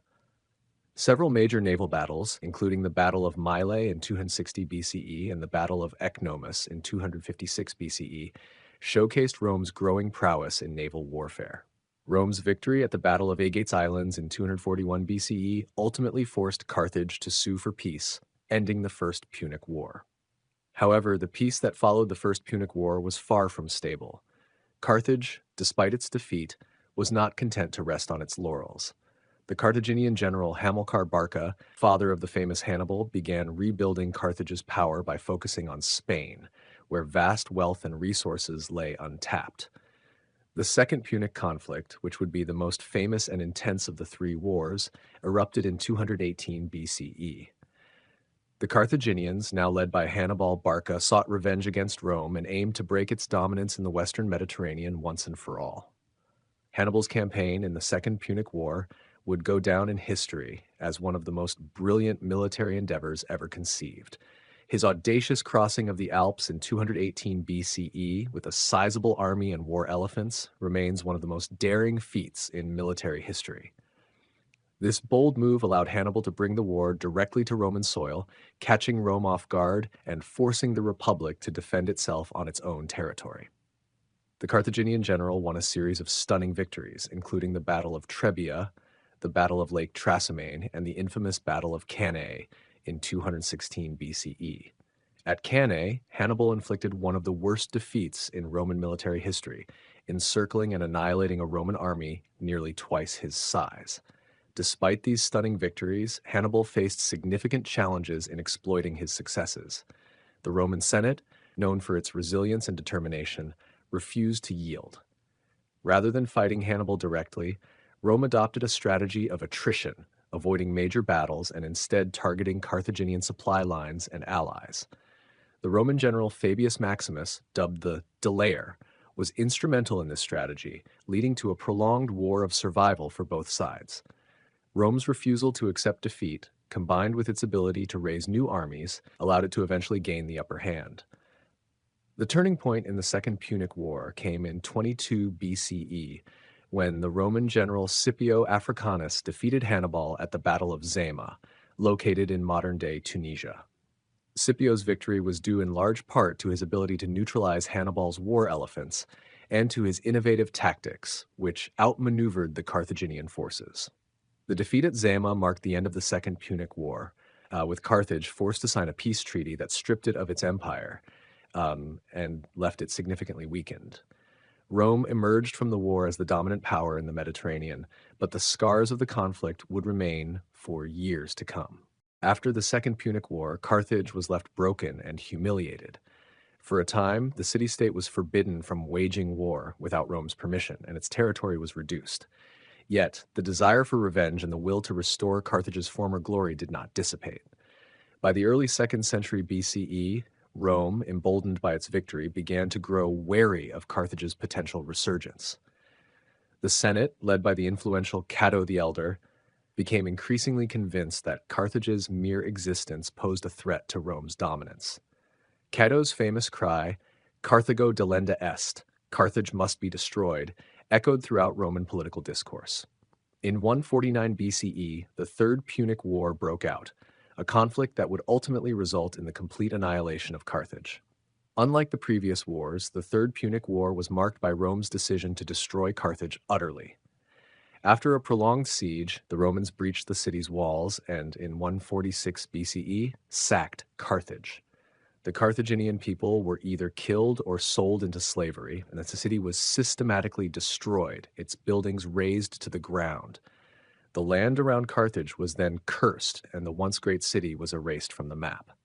The destruction of Carthage marked the end of the Punic Wars and solidified Rome's unchallenged supremacy in the Mediterranean. The Punic Wars were transformative not only for Rome, but for the entire ancient world. These wars revealed the immense resilience and adaptability of Rome, a city-state that, through sheer determination and strategic ingenuity, overcame a series of catastrophic challenges to emerge as the dominant power in the Mediterranean. The wars also had profound consequences for Carthage, which was destroyed, leaving a power vacuum that Rome would swiftly fill. In the aftermath of the Punic Wars, Rome would continue to expand, eventually becoming an empire that would rule the known world for centuries to come. The legacy of the Punic Wars extends beyond their immediate military and political outcomes. These conflicts shaped Roman identity, instilling a sense of unyielding resolve and a belief in the superiority of Roman civilization. The wars also had a lasting impact on Roman military strategy and tactics, influencing future generations of generals and soldiers. In many ways, the Punic Wars set the stage for the rise of Roman imperialism, which would ultimately shape the destiny of the ancient world. The echoes of the Punic Wars reverberated through history as the lessons learned in the struggle with Carthage would continue to influence Rome's path as it transitioned from republic to empire, altering the course of Western civilization for millennia. The aftermath of the Punic Wars also brought significant social and economic changes within Rome. The destruction of Carthage opened up vast new territories for Roman exploitation, particularly in the form of land acquisitions and the expansion of Roman trade routes. This allowed Rome to grow its economy as well as solidify its grip on key Mediterranean regions, including North Africa, Spain, and Sicily, all of which were essential to Rome's agricultural and economic base. The social structure of Rome also began to shift after the wars. The constant demand for soldiers during the Punic Wars led to the rise of a professional army, which, in turn, influenced Roman politics. Soldiers, who had previously been mostly farmers, began to serve for pay, creating a new class of professional soldiers who were loyal to their generals rather than to the Roman state itself. This shift would have profound consequences in the years to come, as military leaders like Gaius Marius and Julius Caesar began to leverage their loyal armies to gain political power, ultimately contributing to the collapse of the Roman Republic and the rise of the Roman Empire. Moreover, the wars left a lasting impact on Roman military tactics and strategies. The Romans adopted many lessons from their encounters with Carthage, particularly in the realm of naval warfare. The use of the corvus during the First Punic War was an example of Rome's ability to adapt and innovate, and the lessons learned during the Second Punic War, especially in regard to the importance of strategic leadership and intelligence, would be applied to future campaigns across the empire. Culturally, the Punic Wars were a defining moment for Rome, establishing its identity as a relentless and unyielding power. The memory of the Carthaginian threat and the desire to prevent any future resurgence of Carthage shaped much of Rome's military and political policies for centuries. The victory over Carthage became an essential part of Rome's self-image, symbolizing its indomitable spirit and securing its place as the dominant power in the ancient Mediterranean world. Ultimately, the Punic Wars stand as a testament to Rome's resilience, adaptability, and ambition. They were wars that tested Rome's military prowess, its political institutions, and its cultural values. In the end, the Punic Wars not only ensured Rome's place as the dominant Mediterranean power, but also set the stage for the expansion of the Roman Empire, which would shape the course of history for centuries to come. Julius Caesar, the rise of a dictator, 100 BCE to 44 BCE. Julius Caesar was one of the most transformative figures in world history, and his rise to power in the late Roman Republic marks a critical turning point in the history of the ancient world. Born in 100 BCE into a patrician family with connections to the Roman political elite, Julius Caesar's ascent to absolute power was neither swift nor straightforward. His path to becoming the dictator of Rome was marked by political cunning, military genius, and the manipulation of Roman institutions to achieve his goals. From his early career as a military commander to his eventual assassination in 44 BCE, Caesar's life was defined by an unrelenting ambition that reshaped the Roman world forever. Growing up during a period of political instability in Rome, Caesar was born into the Julian family, which, though noble, had fallen from its former prominence. Despite these humble beginnings, Caesar's early education in rhetoric and law prepared him for a future in Roman politics. He quickly made a name for himself as a skilled orator and politician, aligning himself with powerful individuals like the populist Gaius Marius, whose political faction clashed with the conservative Senate. His association with Marius would come to define his early career, as he garnered the support of the popular class, known as the plebeians, who were often at odds with the Senate and the ruling patrician class. In his early adulthood, Caesar's political career took a pivotal turn when he was appointed to various public offices, such as quaestor and aedile. These roles allowed him to build his reputation and solidify his standing within Rome's political elite. His marriage to Cornelia, the daughter of a powerful political figure, furthered his connections to influential families, while his debts from extravagant spending were leveraged as a means to gain political support. Caesar's approach to politics was bold and often unconventional. He recognized the value of alliances and was never shy about using marriage, patronage, and other tools of political influence to further his goals. However, it was his military career that truly set him apart and began his rise to power. Caesar's military campaigns in Hispania, modern-day Spain, earned him the loyalty of his soldiers and expanded his influence within the Roman army. His conquest of Gaul, which spanned from 58 BCE to 50 BCE, cemented his legacy as one of history's greatest military commanders. Caesar's victories in Gaul not only brought immense wealth and glory to Rome, but also solidified his reputation as a leader capable of commanding armies and securing victories in hostile territories. The Gallic Wars, which involved a series of battles, sieges, and political maneuvers, demonstrated Caesar's strategic brilliance and his ability to maintain control over large and diverse forces. His ability to communicate with his troops, reward them with land, and provide for their families made him immensely popular with the legions, who would prove to be his most loyal supporters in the years to come. Despite his military success, Caesar's growing influence in the Roman political sphere led to increasing opposition from the Senate, particularly from his rivals Pompey the Great and Crassus. These three men, known as the First Triumvirate, formed a powerful alliance to counterbalance the traditional political establishment in Rome. The Triumvirate allowed Caesar to gain key political and military positions, including the consulship in 59 BCE, and it enabled him to pass legislation that benefited his political allies. However, despite the success of the Triumvirate, tensions eventually arose between Caesar and Pompey, particularly after the death of Crassus in 53 BCE. Pompey, once an ally of Caesar, began to view him as a threat to his own power. The conflict between Caesar and Pompey came to a head in 49 BCE when Caesar, following the Senate's order to disband his army and return to Rome, crossed the Rubicon River with his legions. This bold and unprecedented action effectively declared war on the Roman Senate and set the stage for a civil war that would engulf the Republic. Caesar's decision to cross the Rubicon, famously declaring "the die is cast," signaled his commitment to seizing power by force if necessary. The ensuing civil war saw Caesar face off against Pompey and his supporters, with battles fought across Italy, Greece, and Egypt. Despite Pompey's superior numbers, Caesar's military genius and the loyalty of his legions ensured his victory.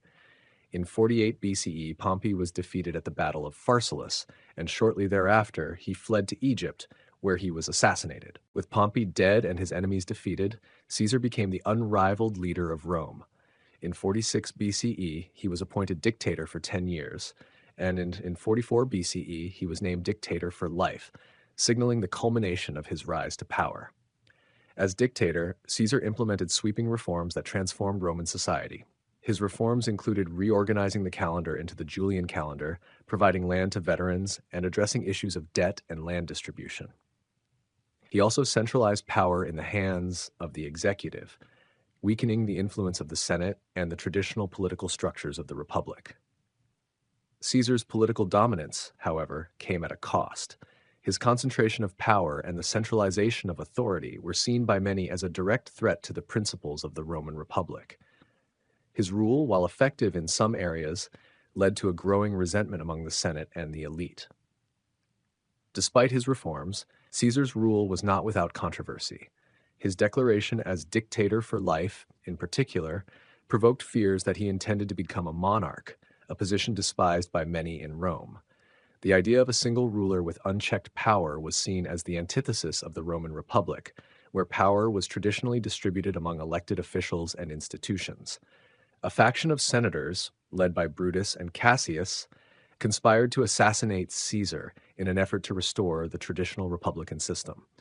On the Ides of March in 44 BCE, Julius Caesar was assassinated in the Senate by a group of conspirators. His death plunged Rome into another round of civil conflict, ultimately leading to the rise of his grandnephew and adopted son, Octavian, who would go on to become Augustus, the first emperor of Rome. Caesar's assassination marked the end of the Roman Republic and the beginning of the Roman Empire. While he did not live to see the full extent of his reforms, Julius Caesar's legacy is undeniable. His rise to power fundamentally altered the course of Roman history, setting the stage for the imperial era that would dominate the Mediterranean world for centuries to come. Caesar's influence on military strategy, political governance, and Roman society can still be felt today. His ability to combine military prowess with political cunning allowed him to dominate Rome for over a decade, leaving a mark on the world that has persisted for millennia. In the end, Julius Caesar was not just a military commander or a politician. He was a symbol of the changing nature of power in ancient Rome. His reign marked the end of a republic that had long been the envy of the ancient world and the beginning of an empire that would shape the future of Western civilization. Caesar's life, full of triumphs and tragedies, will forever be remembered as a defining chapter in the story of Rome and the story of human ambition. Julius Caesar's political and military strategies were marked by an understanding of power dynamics that set him apart from many of his contemporaries. His ability to sway public opinion through speeches, his manipulation of the Senate, and his strategic alliances with both the people and the military gave him a unique edge in his pursuit of dominance. Unlike many of his rivals, Caesar understood the importance of controlling both the hearts and minds of Rome's citizens and the loyalty of its soldiers. He didn't just rely on the elite to maintain his position. Instead, he nurtured a relationship with the common people, ensuring that his political power extended beyond the Senate. Through his populist approach, he implemented measures to alleviate the struggles of the lower classes, which garnered him widespread support among the plebeians, or common people, who were often sidelined in Roman politics. One of Caesar's most notable accomplishments as a ruler was his reform of the Roman calendar. The Julian calendar, which he introduced in 45 BCE, was a remarkable achievement in administrative efficiency. It replaced the old Roman lunar calendar with a solar-based system, aligning the calendar with the Earth's revolutions around the sun. This reform not only standardized the Roman calendar, but also provided a lasting legacy that influenced the development of the modern calendar we use today. Moreover, Caesar's military campaigns furthered Rome's reach, securing its dominance in the Mediterranean. His conquest of Gaul expanded Rome's territory significantly, making it the most powerful empire in Europe. Through his military prowess, Caesar brought wealth, resources, and prestige to Rome, strengthening its position on the global stage. Yet, despite his victories, his concentration of power became increasingly contentious. His ambitions were seen as a direct challenge to the Republic, with many fearing that his vision of Rome was one of autocracy rather than a return to its republican roots. In the final years of his rule, Caesar's reforms became more extensive and his centralization of power more pronounced. His expansion of the Senate, while seemingly a move to increase representation, was often seen as a tactic to cement his control over the political establishment. This increasing centralization, however, sowed the seeds of discontent, and his eventual assassination was seen by many as an inevitable result of his accumulation of power. Despite the bloody end to his reign, Caesar's transformation of Rome was indelible, leaving a lasting impact that would continue to resonate throughout history. The Roman Civil War, collapse of the Republic. The story of the Roman Civil War is one of betrayal, ambition, and the eventual fall of a mighty republic. It is a tale of the power struggles that tore apart the fabric of Roman society and set the stage for the rise of the Roman Empire. To understand the collapse of the Roman Republic, we must first delve into the political and social conditions that led to such turmoil. Rome, which had once been a small city-state, had grown into a vast republic, ruling over a vast expanse of territory stretching from Spain to the Middle East. But the very success of the Republic would sow the seeds of its destruction. In the centuries following the Punic Wars, Rome had expanded rapidly, accumulating wealth and territory at an unprecedented rate. With this expansion came a new class of wealthy individuals who sought greater political power. The traditional Roman political system, based on a delicate balance of power between the Senate, magistrates, and popular assemblies, was increasingly being tested by the new challenges of governing such a vast empire. Rome's elite, particularly the senatorial class, had grown rich and powerful through military conquest, but many of them had become corrupt and increasingly out of touch with the needs of the common people.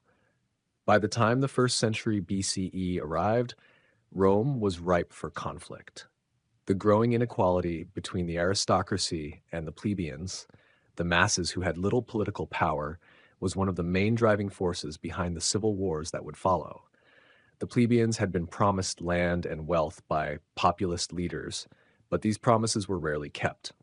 As the aristocracy amassed vast estates, often at the expense of the plebeians, resentment grew among the lower classes. Meanwhile, the Senate, which was dominated by the patricians, continued to consolidate power, passing laws that benefited the elite while ignoring the needs of the common people. This growing tension reached a breaking point with the rise of powerful military leaders, such as Gaius Marius and Lucius Cornelius Sulla. Marius, a popular general and reformer, had already established a reputation for his military prowess in the Jugurthine War and the Cimbrian War.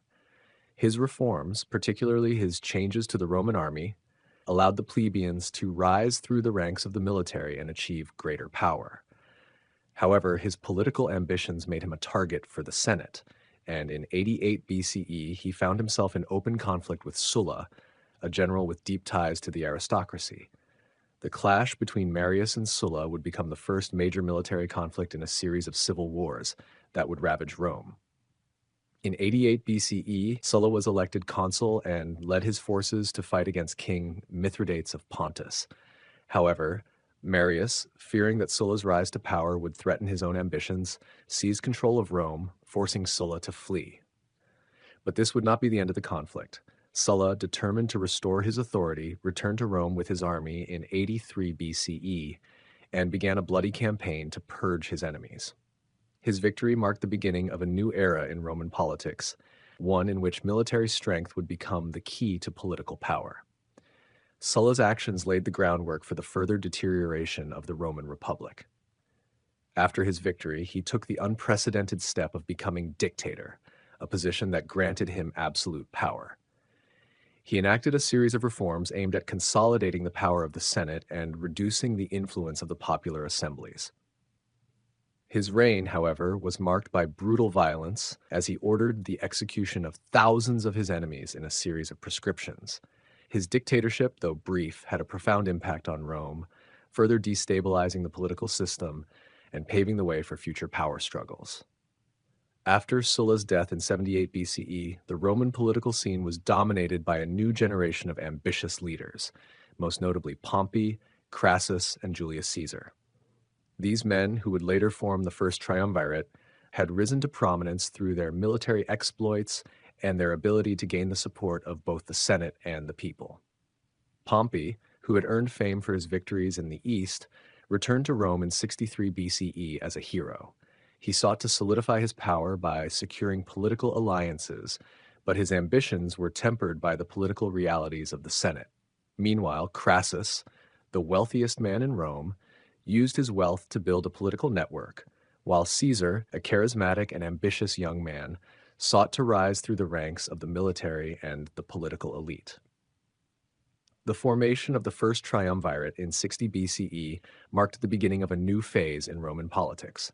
The three men formed an informal alliance, with each leader seeking to use the others to further their own ambitions. Pompey sought land for his veterans, Crassus sought political influence, and Caesar sought military command in Gaul. The triumvirs used their combined power to outmaneuver their rivals in the Senate, and for a time they appeared to have achieved a stable balance of power. However, the alliance began to unravel as the personal ambitions of each of the men grew. Pompey, after a successful campaign in the East, became more focused on consolidating his power and gaining the recognition he felt he deserved. Crassus, who had been the wealthiest man in Rome, sought greater political influence, but his ambition led him to a disastrous campaign against the Parthian Empire, where he was killed in 53 BCE. With Crassus's death, the balance of power shifted in favor of Pompey, but Caesar's growing influence in Gaul threatened to unseat him. By 49 BCE, the tensions between Pompey and Caesar had reached a boiling point.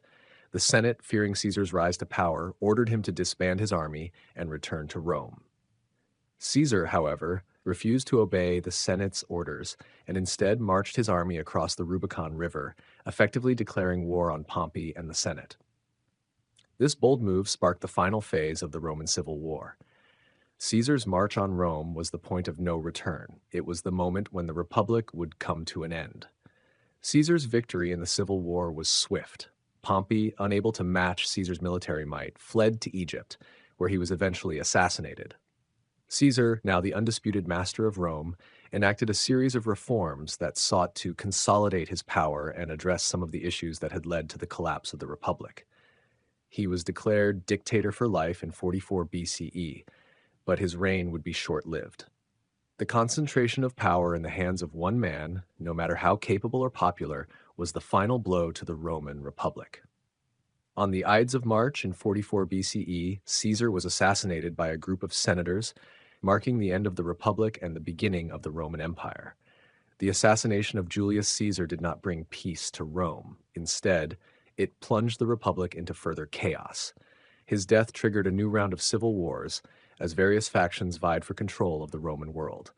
Eventually, Caesar's adopted heir Octavian emerged victorious, defeating Mark Antony and Cleopatra at the Battle of Actium in 31 BCE. Octavian would go on to become Augustus, the first Roman emperor, bringing an end to the centuries-old Roman Republic.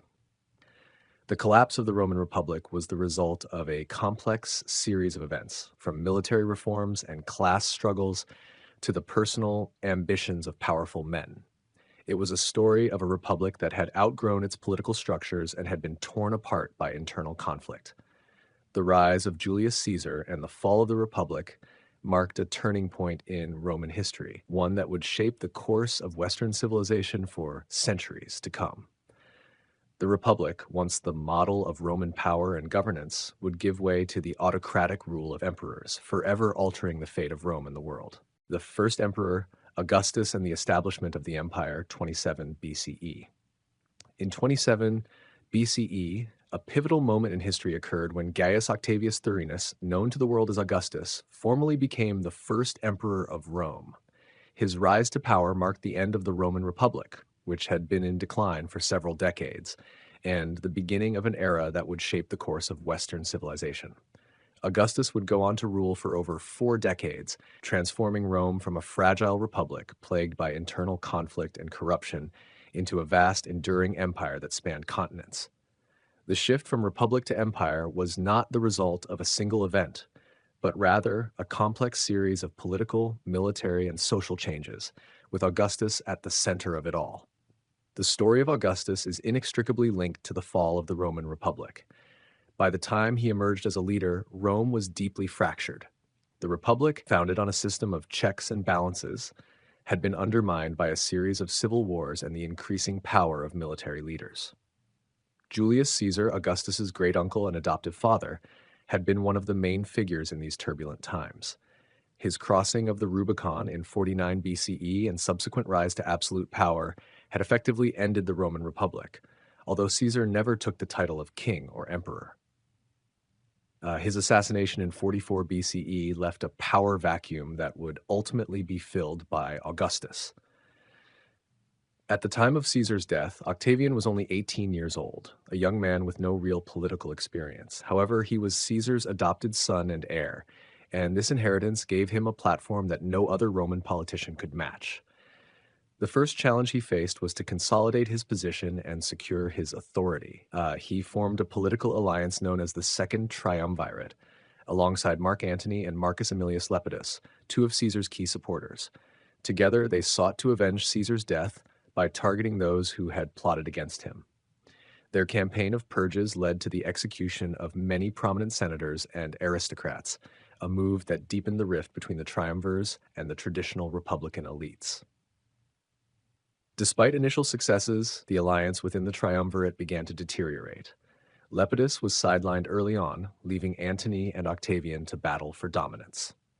The final confrontation between the two men occurred at the Battle of Actium in 31 BCE, a decisive naval engagement that pitted Octavian's forces, commanded by Agrippa, against Antony and his ally Cleopatra of Egypt.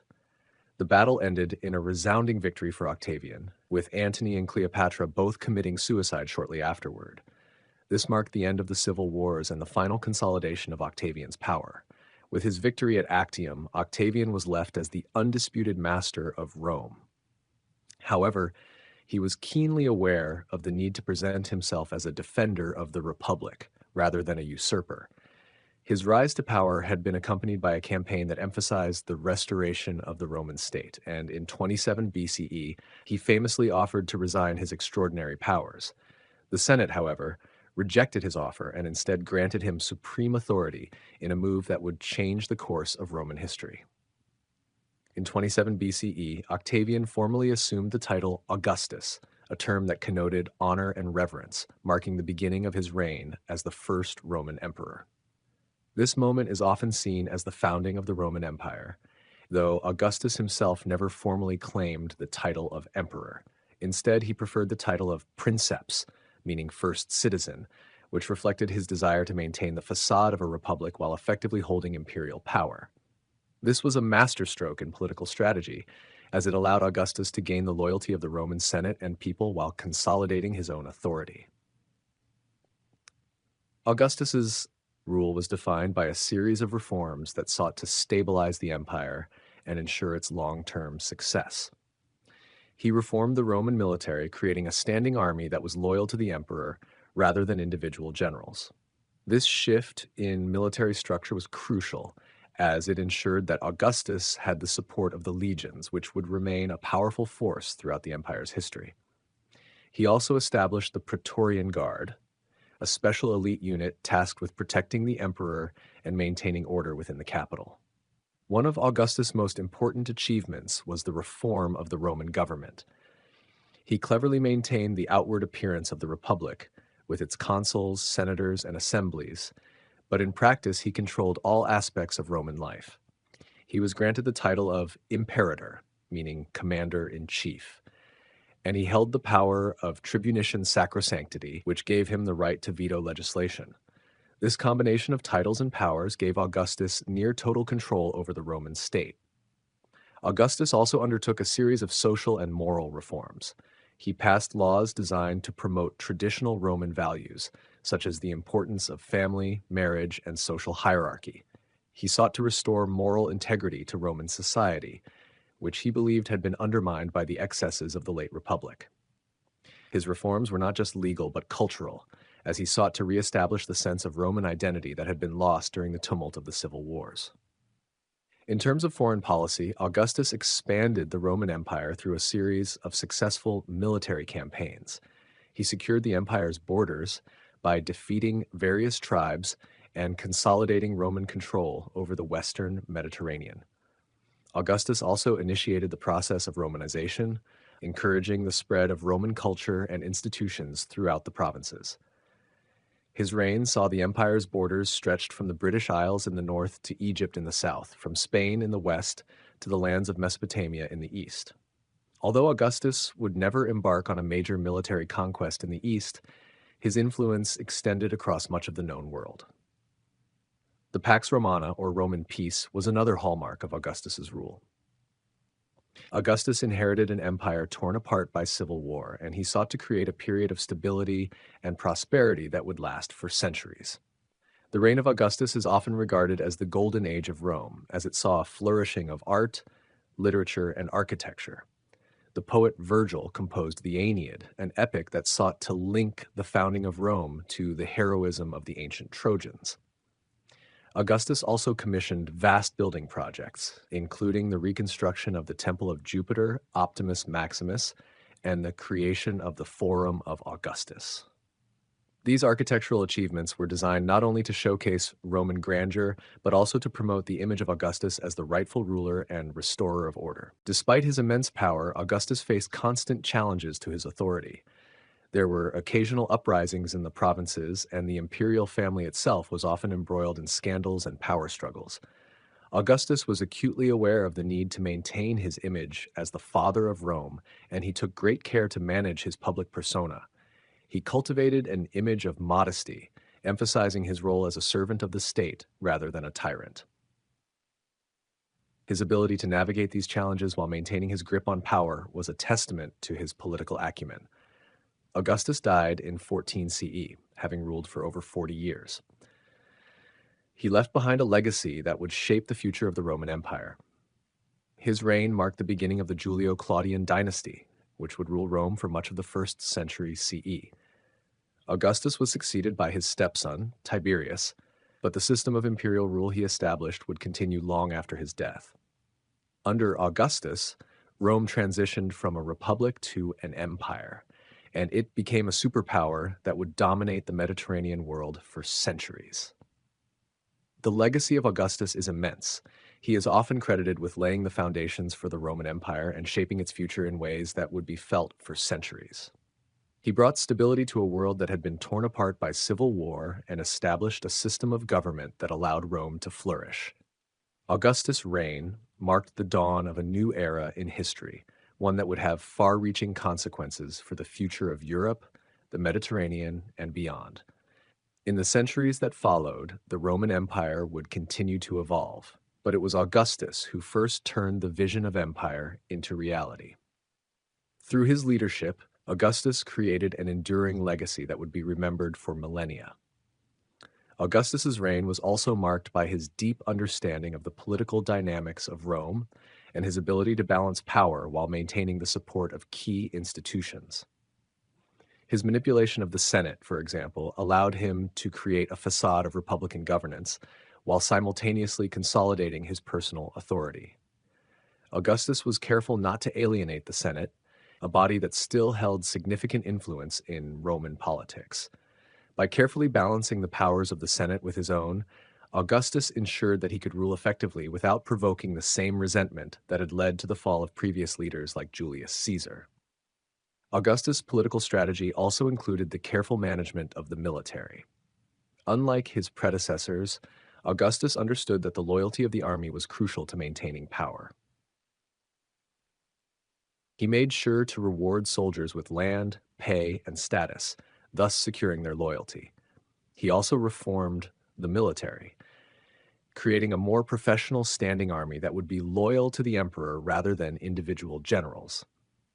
This reform allowed Augustus to secure his position and prevent the kind of military factionalism that had plagued Rome during the late Republic. In addition to his military and political reforms, Augustus was also a patron of the arts and culture. His reign is often considered the golden age of Roman literature, and many of Rome's greatest poets, historians, and artists flourished during this period. The works of Virgil, Horace, Ovid, and Livy were all produced under Augustus's patronage, and their writings helped to shape the cultural identity of Rome for centuries to come. Virgil's Aeneid, in particular, was not just a literary masterpiece, but a political tool, designed to justify Augustus's rule by linking his reign to the mythic origins of Rome. The epic story of Aeneas, the Trojan hero, emphasized the divine destiny of Rome, which Augustus could claim to have fulfilled. Augustus also sponsored the construction of monumental architecture throughout the city of Rome. Under his direction, Rome was transformed into a city of marble, with new temples, forums, and public buildings that glorified both the empire and the emperor himself. The most famous of these projects was the construction of the Forum of Augustus, which housed a grand temple dedicated to Mars Ultor, the avenger of Julius Caesar's assassination. The Forum not only symbolized Augustus's power, but also reinforced the idea that he was the restorer of Roman greatness. His emphasis on public works and urban development became a defining feature of his reign, and the monumental structures built during his time continue to stand as a testament to his legacy. Augustus's approach to governance was one of pragmatism and calculated restraint. He was a master of public relations, carefully cultivating an image of a modest, self-effacing ruler despite his absolute power. This ability to manage his image allowed Augustus to maintain public support throughout his reign, despite the inevitable challenges and conflicts that arose. He carefully avoided the excesses of his predecessors, promoting a public persona that emphasized his role as the servant of the state rather than a ruler who sought personal glory. This image of humility and dedication to Rome helped to secure the loyalty of both the Senate and the Roman people. In the years following Augustus' death in 14 CE, his legacy would continue to shape the Roman Empire. His reign set a precedent for future emperors, establishing a model of imperial rule that balanced power, military loyalty, cultural patronage, and public image. Augustus' success in creating the Roman Empire was not just a matter of military conquest or political maneuvering. It was the result of his ability to understand the deeper needs of Roman society and to shape the empire's identity in a way that resonated with its people. The Pax Romana, which he established, lasted for over 2 centuries, a period of relative peace and stability that allowed the empire to prosper. Augustus may have been the first emperor, but his vision of an enduring empire would guide Rome for centuries to come. Pax Romana, Rome's golden age, 27 BCE to 180 CE. The Pax Romana, or Roman peace, was a period of relative stability, prosperity, and peace across the Roman Empire, lasting from 27 BCE to 180 CE. This golden age marked the zenith of Roman imperial power, when the empire stretched from the British Isles in the west to the banks of the Euphrates in the east, and from the Rhine and Danube rivers in the north to the sands of the Sahara in the south. It was a time when Roman culture, law, infrastructure, and economy flourished. The Pax Romana stands as one of the most significant and enduring periods in history, not only for the Roman Empire, but for the world as a whole, as its influence would echo through centuries, shaping the foundations of Western civilization. The Pax Romana began with the reign of Emperor Augustus, who, after years of civil war, consolidated power and brought stability to the Roman state. His reign, which lasted from 27 BCE until his death in 14 CE, was marked by significant reforms in government, military, and social structures. Augustus's ability to maintain the illusion of the Roman Republic, despite the fact that he held supreme power as the first emperor, was one of his greatest achievements. The Senate retained its authority, but Augustus carefully guided it, ensuring that key decisions were made in his favor. His establishment of the Principate, a system where the emperor was seen as the first citizen of Rome, allowed him to wield extraordinary power while maintaining the appearance of republican ideals. The peace that Augustus initiated lasted for over 2 centuries, primarily because of the stability he brought to the Roman military. Augustus's reforms to the Roman legions, which included regular pay, professional training, and retirement benefits, ensured that the army remained loyal to the emperor. These reforms not only helped Augustus maintain control over the vast empire, but also allowed him to pursue his policy of expansion and consolidation. His military campaigns in the West, especially in Hispania, modern-day Spain and Portugal, were highly successful, further securing the empire's borders. Augustus also sought to stabilize the eastern provinces by negotiating treaties with neighboring kingdoms, including Parthia, which had been a historical adversary of Rome. His diplomacy allowed the Roman Empire to expand without the need for constant warfare, laying the foundation for the peace that would follow. Following Augustus, the Roman Empire saw a series of capable emperors who continued to consolidate and expand Roman power. Tiberius, Augustus's stepson and successor, ruled from 14 CE to 37 CE. While Tiberius was not as charismatic as Augustus, his reign was marked by continued stability. His rule was overshadowed by a growing atmosphere of fear and suspicion, particularly after he withdrew to the island of Capri, leaving much of the administration in the hands of his Praetorian prefect, Sejanus. Despite these internal tensions, the empire continued to prosper, and its borders remained largely secure. The next emperor, Caligula, ruled from 37 CE to 41 CE, and was infamous for his erratic behavior and cruelty. However, his reign was short-lived, and after his assassination, his uncle Claudius ascended to the throne in 41 CE. Claudius's reign marked another phase of stability. He expanded the empire significantly, most notably by conquering Britain in 43 CE, adding the British Isles to the empire's vast territorial holdings. His efforts to improve the administration of the empire, including the expansion of public works and the construction of new infrastructure, further solidified Rome's dominance in the Mediterranean world.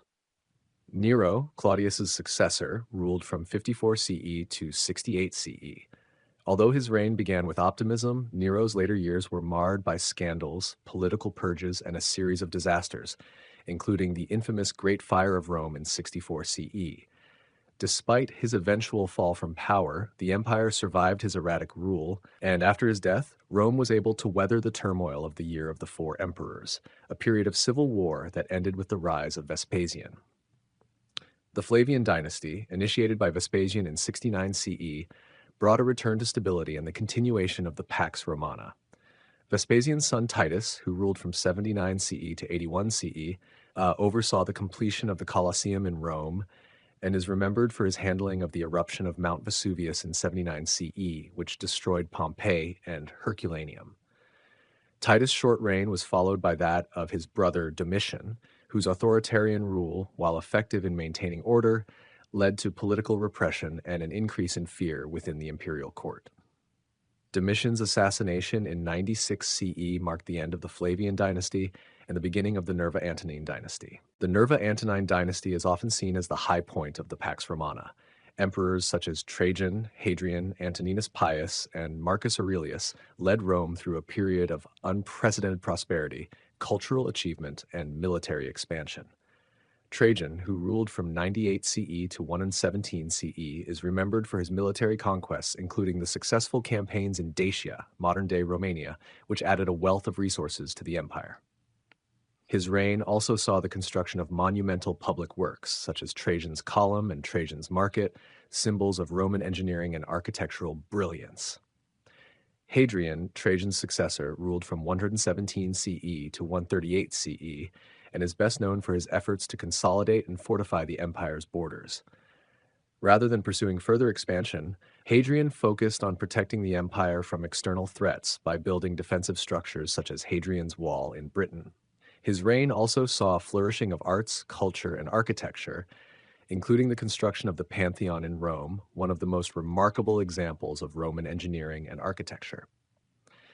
Antoninus Pius, who reigned from 138 CE to 161 CE, maintained the stability and prosperity of the empire while avoiding military conflicts. His reign was marked by peace and economic growth, as well as extensive building projects and a focus on the welfare of the empire's citizens. Antoninus Pius was succeeded by his adopted son, Marcus Aurelius, who ruled from 161 CE to 180 CE. Marcus Aurelius, known as the Philosopher Emperor, is remembered for his Stoic philosophy and the Meditations, a series of personal writings that reflect his attempts to reconcile his duties as emperor with his philosophical beliefs. His reign, however, was marked by challenges, including wars with the Parthians in the east and the Germanic tribes along the northern frontier. Despite these challenges, Marcus Aurelius is remembered as one of Rome's greatest emperors, and his reign is often considered the end of the Pax Romana. The Pax Romana was a time of great prosperity, cultural achievement, and relative peace for the Roman Empire. The empire's infrastructure expanded, its economy flourished, and Roman culture, law, and architecture spread throughout the Mediterranean world. The period saw the rise of monumental structures like the Colosseum, the Pantheon, and Hadrian's Wall, which remain enduring symbols of Roman ingenuity and power. The empire also experienced significant developments in philosophy, literature, and the arts, with figures like Seneca, Tacitus, and Plutarch contributing to the rich cultural fabric of the time. However, the Pax Romana was not without its challenges.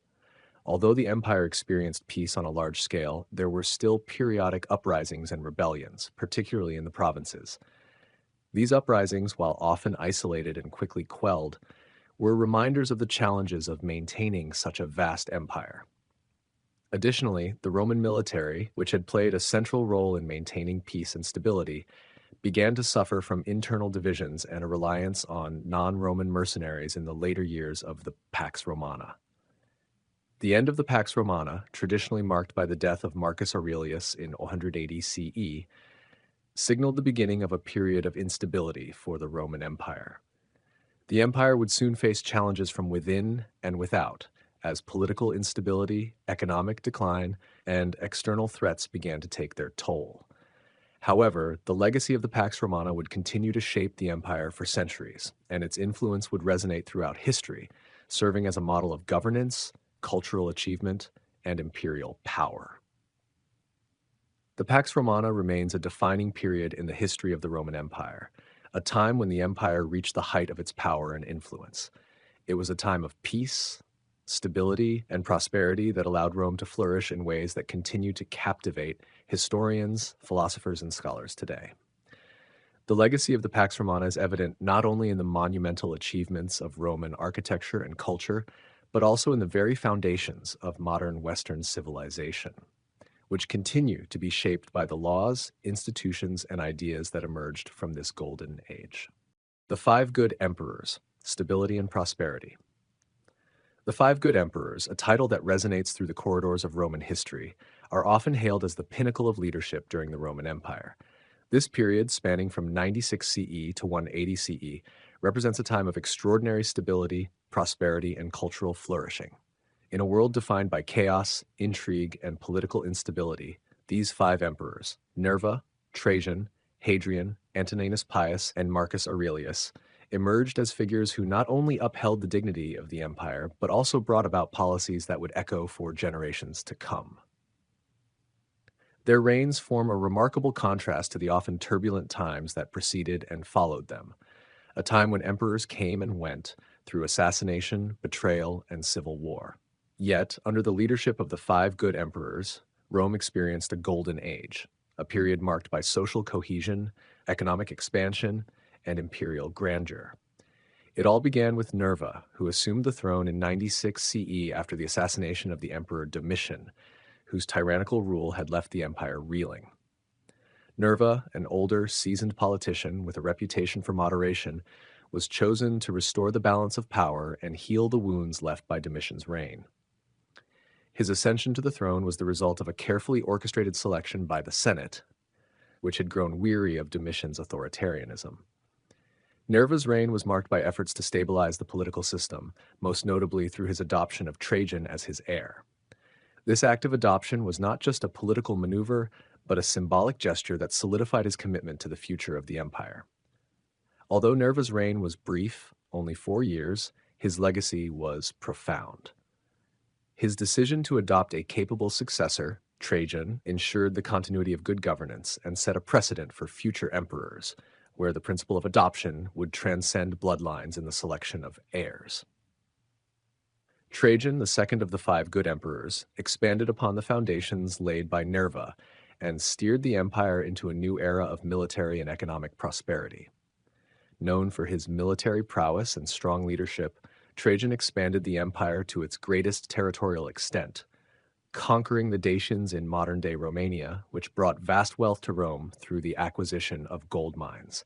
His military successes were matched by his commitment to urban development, including the famous Trajan's Column and the construction of Trajan's Market, which remains a testament to his vision. Trajan's reign was also marked by efforts to improve the lives of ordinary citizens, such as providing for the welfare of children and the poor through his Alimenta program, which ensured that Roman children were fed and educated. Under his leadership, the empire thrived with a flourishing economy and an unprecedented period of territorial expansion. His rule was one of stability, as he managed to balance military conquests with social reforms, leaving behind a legacy that would shape the empire for years to come. Hadrian, who succeeded Trajan in 117 CE, shifted the focus of Roman imperial policy from expansion to consolidation. Rather than continuing the policy of conquest, Hadrian opted to secure the empire's borders and focus on the welfare of the provinces. His reign saw the construction of Hadrian's Wall in Britain, a monumental defense structure that marked the northernmost boundary of the empire. Hadrian was not only a soldier and a statesman, but also a cultured and intellectual ruler. His love for Greek culture led to a flourishing of the arts during his reign, as he sponsored the building of many architectural marvels, including the Pantheon in Rome. Hadrian's reign was characterized by his efforts to ensure stability and unity within the empire. His administrative reforms strengthened the imperial bureaucracy, and he worked tirelessly to improve relations with the provinces. Hadrian's approach to governance was marked by a pragmatism that acknowledged the need for both cultural integration and the maintenance of Rome's military might. Following Hadrian's death, his adopted son Antoninus Pius ascended to the throne in 138 CE. Antoninus, the fourth of the five good emperors, continued the policies of his predecessors and presided over a period of remarkable peace and prosperity. His reign was largely free from external threats, and he focused on strengthening the internal stability of the empire. Antoninus was known for his temperate and just rule, ensuring that the empire continued to prosper through wise fiscal management and careful attention to the needs of the people. During his reign, the Roman Empire enjoyed a period of economic growth and cultural flourishing. Antoninus also pursued a policy of religious tolerance, fostering peaceful relations between different cultural and religious groups within the empire. His reign was one of quiet strength, where the empire enjoyed a period of relative calm with no major wars or rebellions threatening its stability. Antoninus was widely respected for his commitment to justice and fairness, earning the love of both the Senate and the people.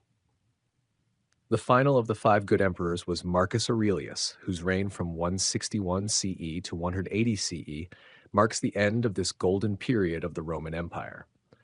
Marcus Aurelius, often remembered as the philosopher emperor, is one of the most beloved figures in Roman history. His reign was marred by constant military conflict, particularly with the Germanic tribes along the empire's northern frontier. Despite these challenges, Marcus Aurelius is remembered for his unwavering dedication to duty and his Stoic philosophy, which guided him through the most trying times.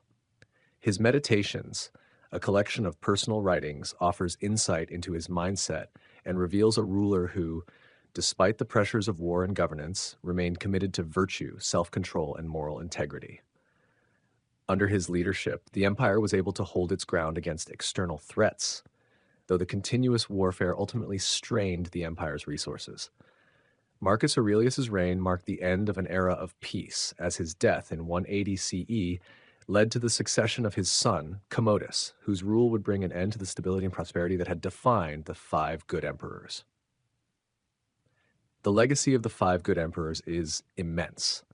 They represent the height of Roman imperial governance, a period in which the empire experienced a rare harmony between military might, political stability, economic prosperity, and cultural flourishing. These emperors understood the delicate balance between military power and civic duty, between the demands of empire and the welfare of its citizens. Their reigns set a standard for future emperors, a standard that would be impossible to fully replicate. Under their leadership, Rome enjoyed its golden age, a time when the empire's borders were secure, its cities flourished, and its people thrived. Their reigns are a testament to what is possible when good governance is guided by wisdom, virtue, and a commitment to the common good. While the empire would eventually experience decline, the memory of the five good emperors remains a beacon of the stability and prosperity that Rome once enjoyed. A reminder of what could be achieved when rulers prioritize the welfare of their people above all else. The era of the five good emperors stands as an enduring model of enlightened rule, not only in the Roman context, but in the broader history of governance. In their time, each emperor placed a profound emphasis on the well-being of the empire and its people, ensuring that Rome's vast territories remained cohesive and prosperous. This emphasis on good governance was a direct result of their approach to leadership, where competence, wisdom, and virtue were central to their rule. Each emperor, while distinct in their personality and priorities, understood the importance of securing the empire's future, laying down the foundation for Rome's unparalleled cultural and military dominance during this period. Nerva, for example, though he reigned for only a short time, was pivotal in changing the course of Roman succession. Before Nerva, the throne had often been passed down through bloodlines, with little regard for the capabilities of the next ruler. However, Nerva's adoption of Trajan marked a fundamental shift, one in which the stability of the empire would be ensured not through hereditary claims, but through the selection of competent, able successors. This system of adoption became a defining characteristic of the five good emperors and ensured that leadership was based on merit rather than family ties, which may have led to inept rulers in other times. Trajan's military campaigns solidified the Roman Empire's territorial expansion and wealth. His conquest of Dacia brought immense riches to the empire, particularly through the acquisition of gold, which in turn funded large public works and supported the social welfare systems that would benefit the Roman populace. His building projects, such as the grandiose Trajan's Column, remain a lasting legacy of his reign, symbolizing not only his military achievements, but also his dedication to Rome's infrastructure and its artistic heritage. But perhaps his most significant accomplishment lay in his ability to balance the empire's military ambitions with his commitment to public welfare. The Alimenta, a welfare program designed to help impoverished children, demonstrated Trajan's understanding of the empire's social fabric and his dedication to improving the quality of life for its citizens. Trajan's rule, thus, was not only a period of military glory, but also a time of flourishing public prosperity, combining the pursuit of power with a commitment to the public good. Hadrian's reign, though focused on consolidation rather than expansion, was perhaps one of the most intellectually stimulating periods in Roman history. His patronage of the arts, particularly Greek philosophy, played a major role in integrating Hellenistic culture into Roman society. His admiration for Greek culture led to a cultural renaissance with significant advancements in architecture, literature, and art. The Pantheon, which he rebuilt after the original structure was destroyed by fire, stands today as one of the best preserved monuments of ancient Rome, a testament to his dedication to both aesthetics and functionality. Hadrian's policy of strengthening the empire's borders through fortifications, such as Hadrian's Wall in Britain, was a reflection of his pragmatic understanding of Roman security.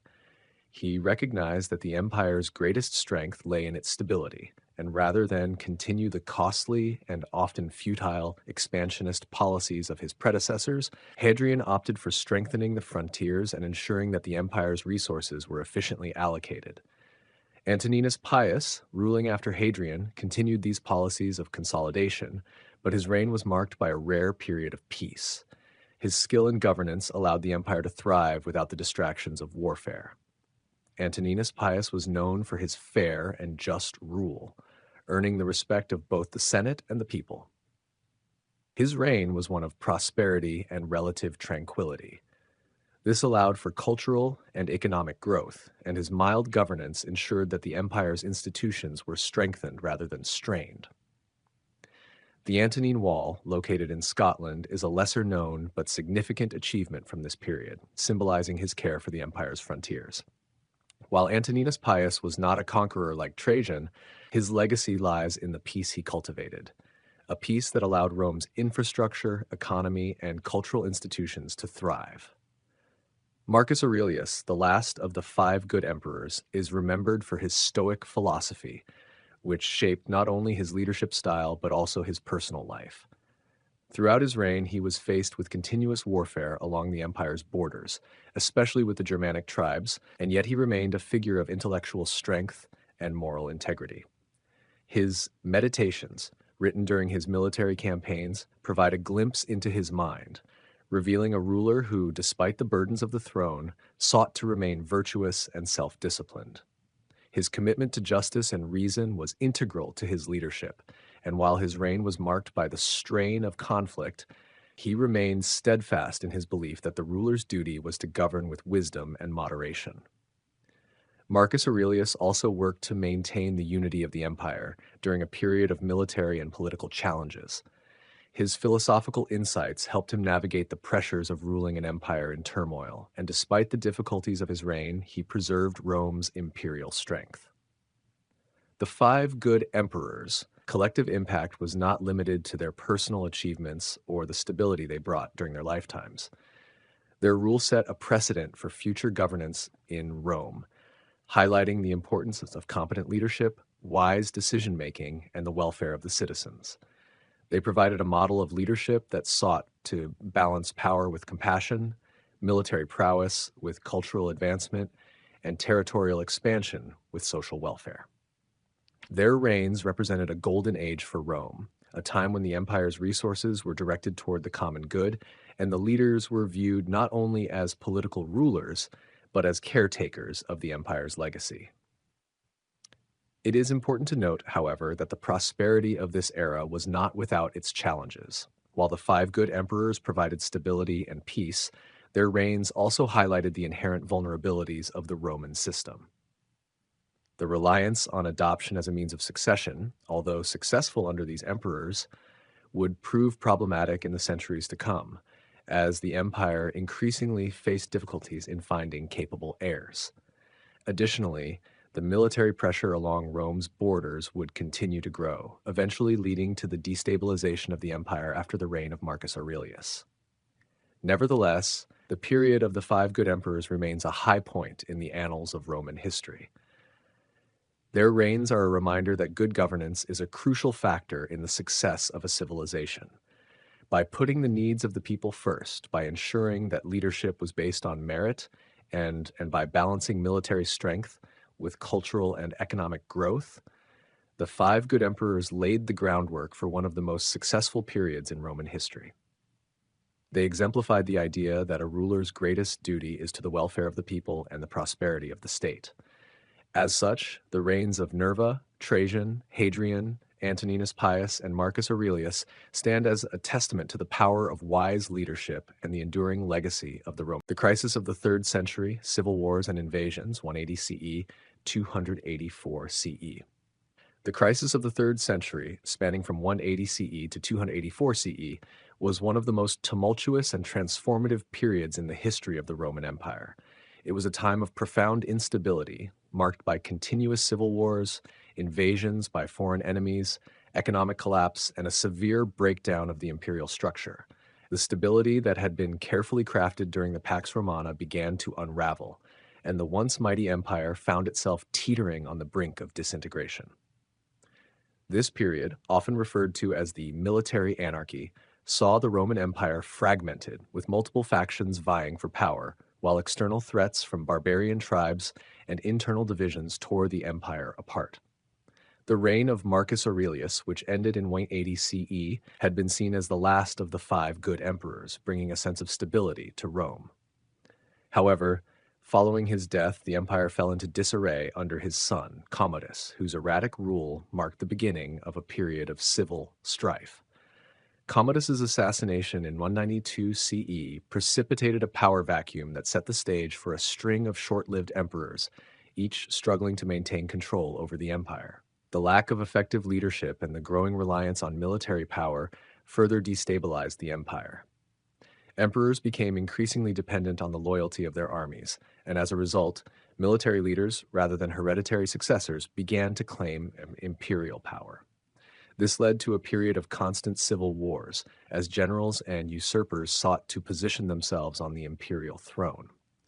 In this chaotic environment, the empire faced not only internal strife, but also a series of devastating external invasions.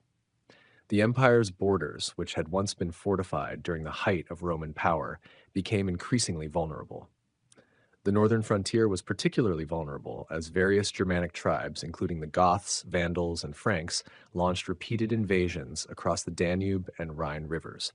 These raids began to chip away at the empire's territorial integrity, and the Roman legions, stretched thin and engaged in constant internal power struggles, found themselves unable to repel these invaders effectively. The sack of Rome in 410 CE was still over a century away, but the signs of the empire's vulnerability were already beginning to appear. To the east, the Sassanid Empire, a resurgent Persian power, became another significant threat to Rome. The Sassanids launched several successful campaigns against the Roman Empire, capturing key provinces such as Armenia and even threatening Syria and Egypt. The Romans found themselves in a two-front war, as they fought against the Germanic tribes in the west and the Persian Empire in the east. The pressure of these external threats, combined with internal instability, stretched the Roman military to its breaking point. The economic situation during the crisis of the 3rd century was equally dire. The empire, which had once boasted a strong economy driven by agriculture, trade, and a stable currency, now faced rampant inflation, devaluation of the Roman currency, and widespread economic dislocation. The constant warfare drained the empire's resources, and the military's need for funding led to heavy taxation. This burden fell heavily on the peasantry, who were already suffering from the effects of barbarian invasions and political turmoil. In many areas, the local economies collapsed and agricultural production dwindled. The Roman silver coin, the denarius, lost much of its value due to debasement, as emperors minted more coins to pay for their armies. This created a vicious cycle of inflation, which further exacerbated the economic crisis. The administrative structure of the empire also began to break down. The central authority in Rome was weakened by the frequent changes in leadership, and as the empire fragmented, various provinces began to act independently. In the west, the so-called Gallic Empire, consisting of Gaul, Britain, and Hispania, declared its independence from the Roman Empire in 260 CE under the leadership of Postumus, one of the more successful usurpers of the period. This marked a significant blow to the unity of the Roman Empire as the western provinces began to assert their autonomy. Similarly, in the east, the Roman-controlled provinces of the Middle East began to come under threat from the Sassanids, while Egypt, a vital source of grain for the empire, faced increasing instability. This period of fragmentation was also marked by a decline in Roman civic life. The Roman Senate, which had once held significant power, became increasingly irrelevant as emperors increasingly relied on their military to secure their rule. Political intrigue and betrayal became commonplace as generals, often backed by their legions, fought for power. The people of Rome, once proud of their empire's stability, found themselves struggling to survive amidst the chaos. Many of the once prosperous cities saw their populations dwindle as they were repeatedly attacked by invading forces, and the infrastructure that had once supported Roman life began to decay. The great Roman roads, aqueducts, and public buildings, symbols of Roman ingenuity, were left in disrepair, as the empire's attention shifted to survival rather than growth.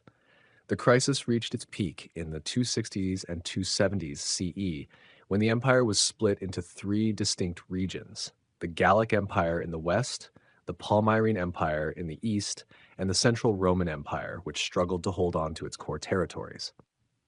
This period of fragmentation was a direct result of the inability of the central authority in Rome to maintain control over its vast territories.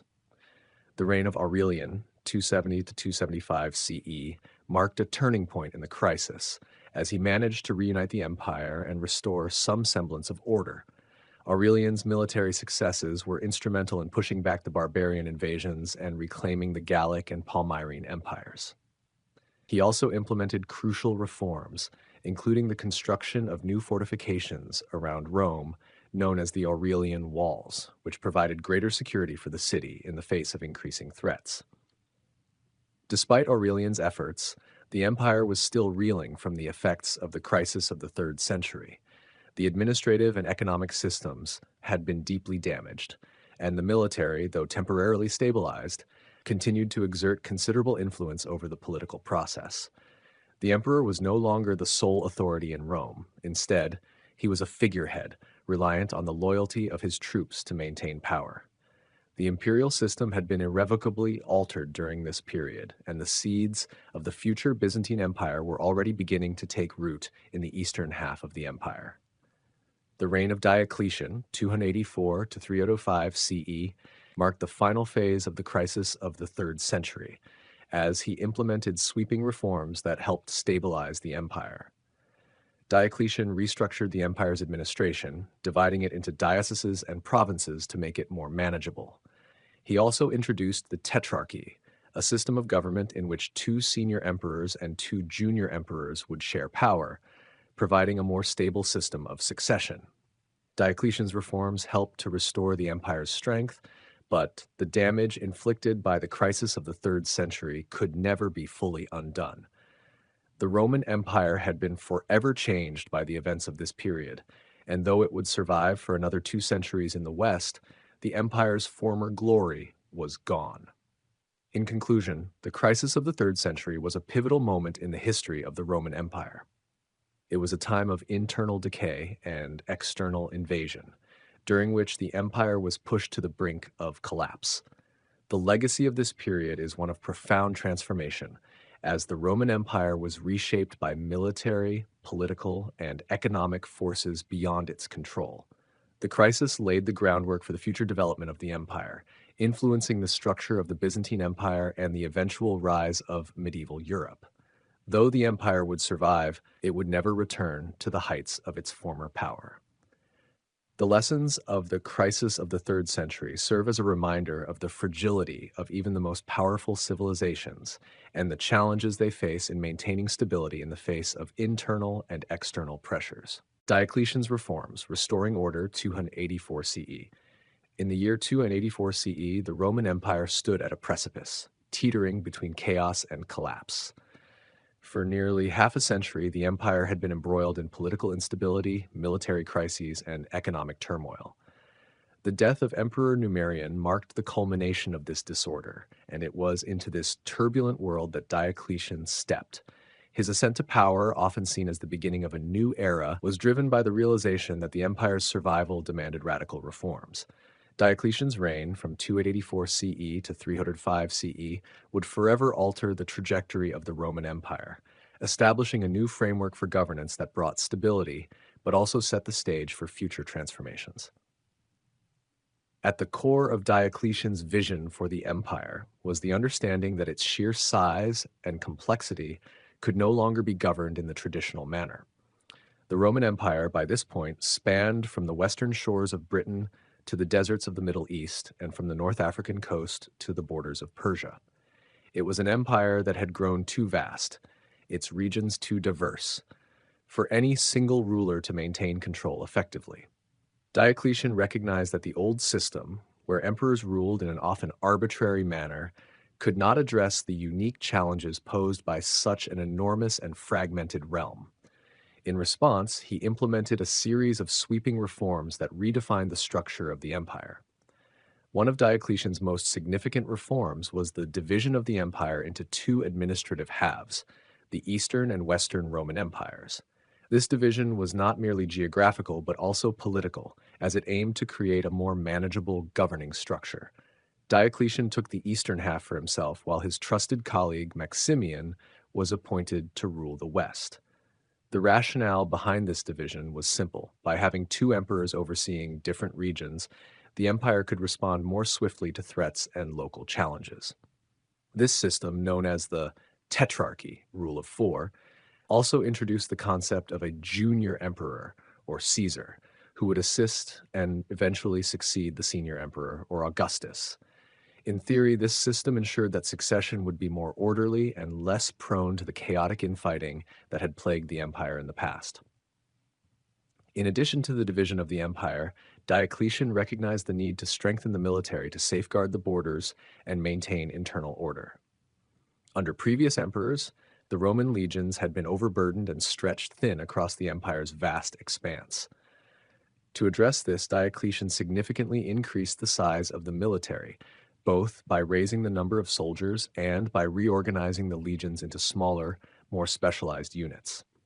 He also established a system of fortifications along the borders to create more defensible positions, thus allowing Roman forces to react more effectively to external threats. While these military reforms were instrumental in stabilizing the empire, they also laid the groundwork for future military dominance over the political structure, a trend that would later manifest itself in the increasingly militarized nature of Roman emperorship. Diocletian's reforms were not confined to military and administrative matters. He also recognized the importance of economic stabilization in securing the empire's future.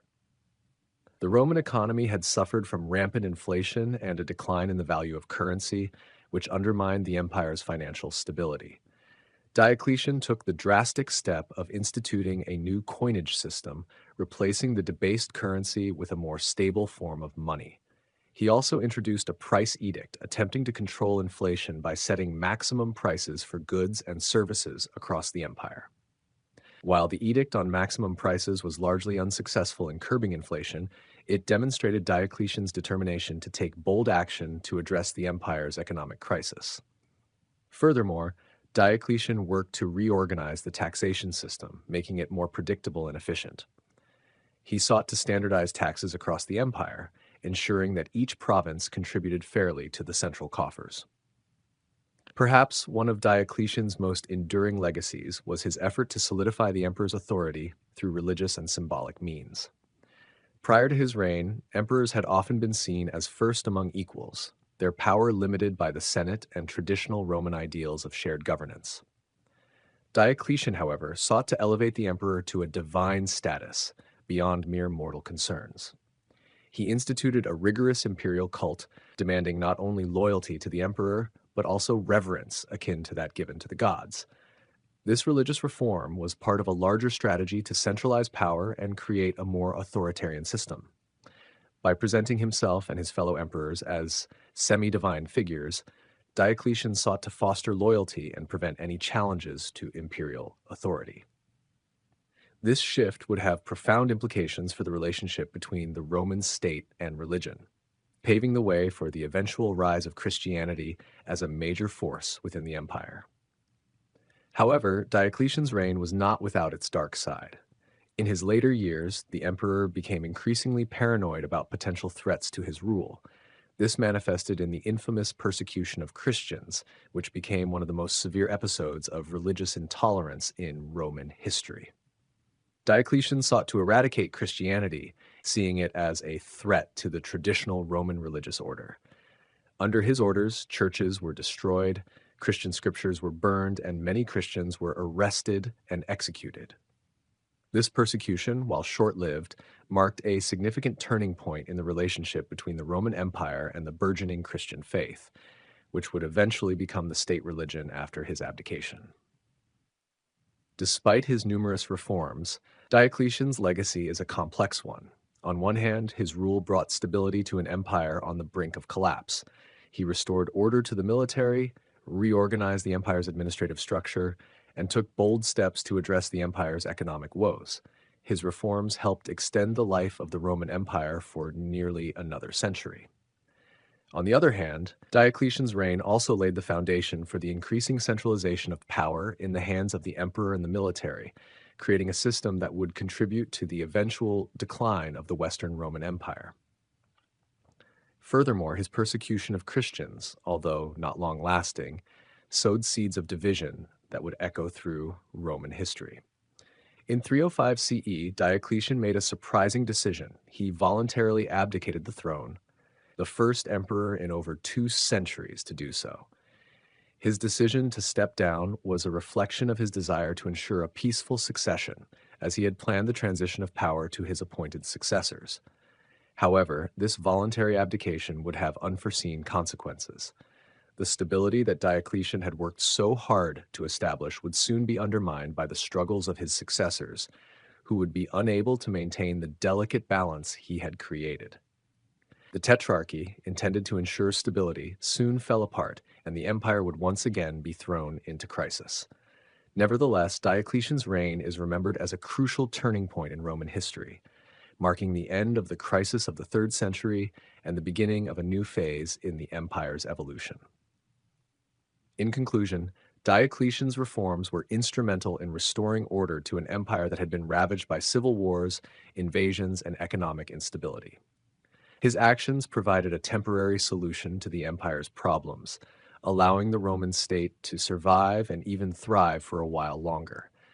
Yet the changes he introduced also laid the groundwork for the future challenges the empire would face. His reforms created a more centralized authoritarian system of government, which would contribute to the eventual division of the empire and the rise of the Byzantine Empire. Despite these challenges, Diocletian remains one of the most transformative emperors in Roman history, a ruler whose reforms fundamentally reshaped the Roman Empire and whose legacy would echo through the centuries. The division of the empire, the rise of the eastern and western sides. The division of the Roman Empire into eastern and western halves marked one of the most significant turning points in the history of the ancient world. This pivotal moment not only altered the course of the empire, but also influenced the development of Europe, the Middle East, and North Africa for centuries. The rise of the Eastern and Western empires was a gradual process driven by both internal and external pressures that had been building for generations. While the ultimate division came in the early 4th century CE, its roots can be traced back to earlier times, when the vast Roman Empire began to strain under the weight of its size, its military commitments, and the complexities of governing such an expansive realm. Throughout the 2nd and 3rd centuries CE, the Roman Empire faced a series of crises that threatened its very survival. The empire's enormous size made it increasingly difficult to manage effectively.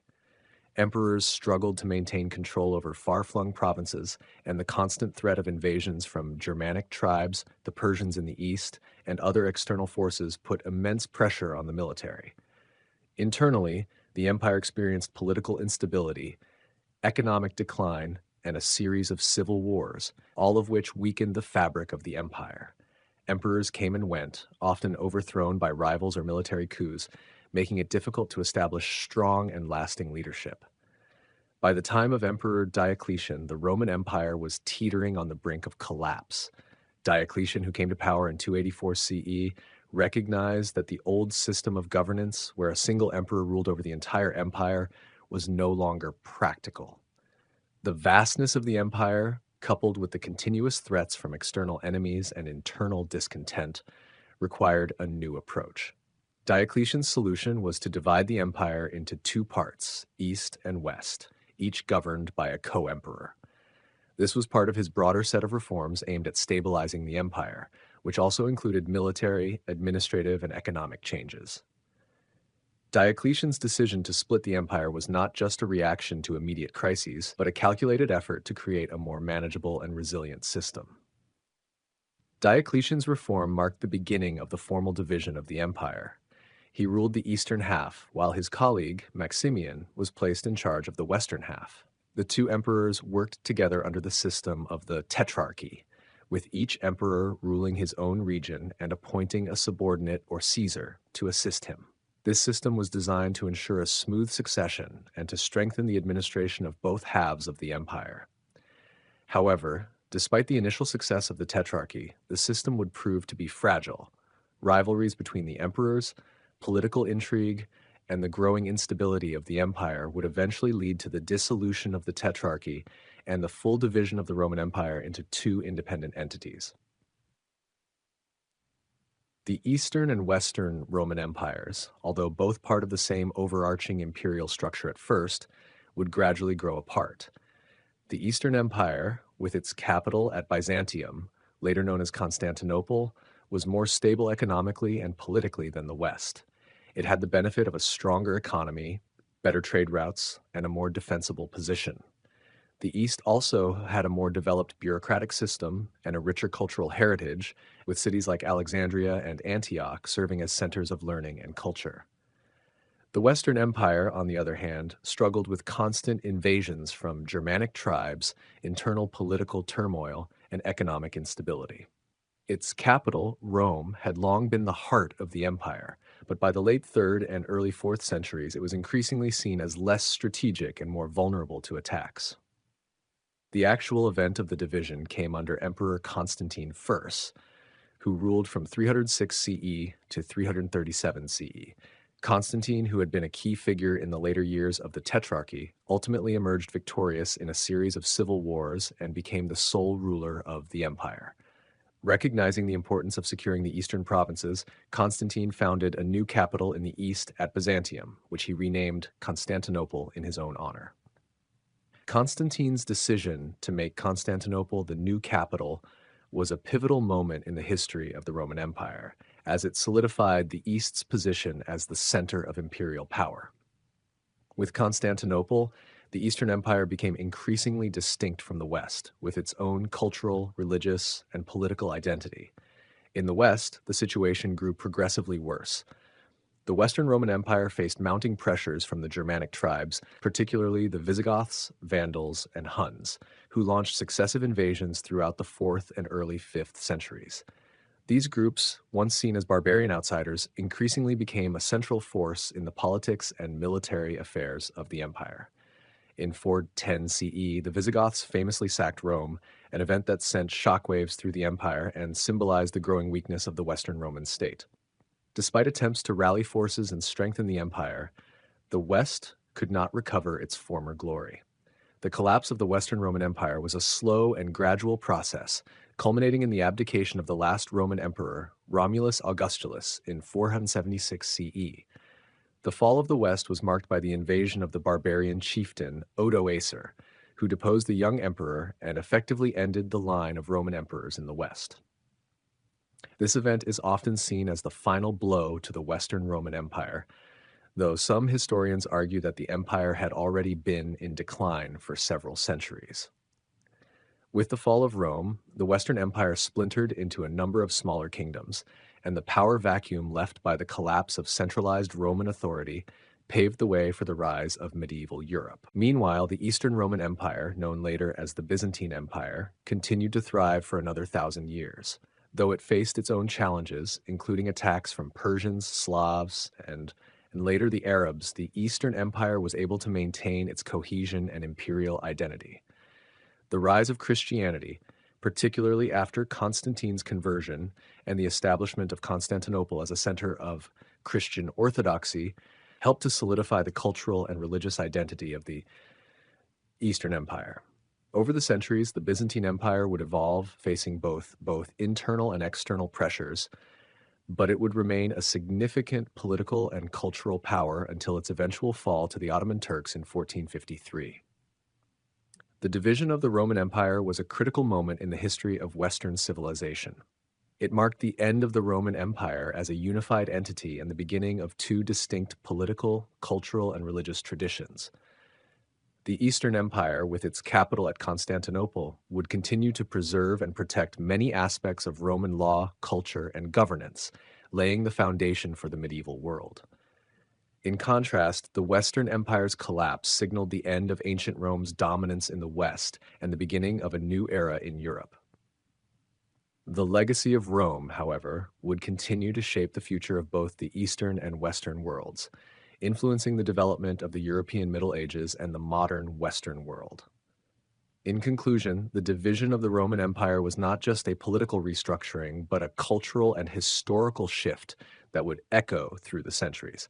The rise of the Eastern and Western empires represented the culmination of internal divisions, external pressures, and changing geopolitical realities. While the Western Empire fell, the Eastern Empire endured, shaping the course of history in profound ways. The division of the empire helped to set the stage for the rise of new powers, the development of new cultural and religious traditions, and the eventual transformation of Europe into the medieval and modern worlds we know today.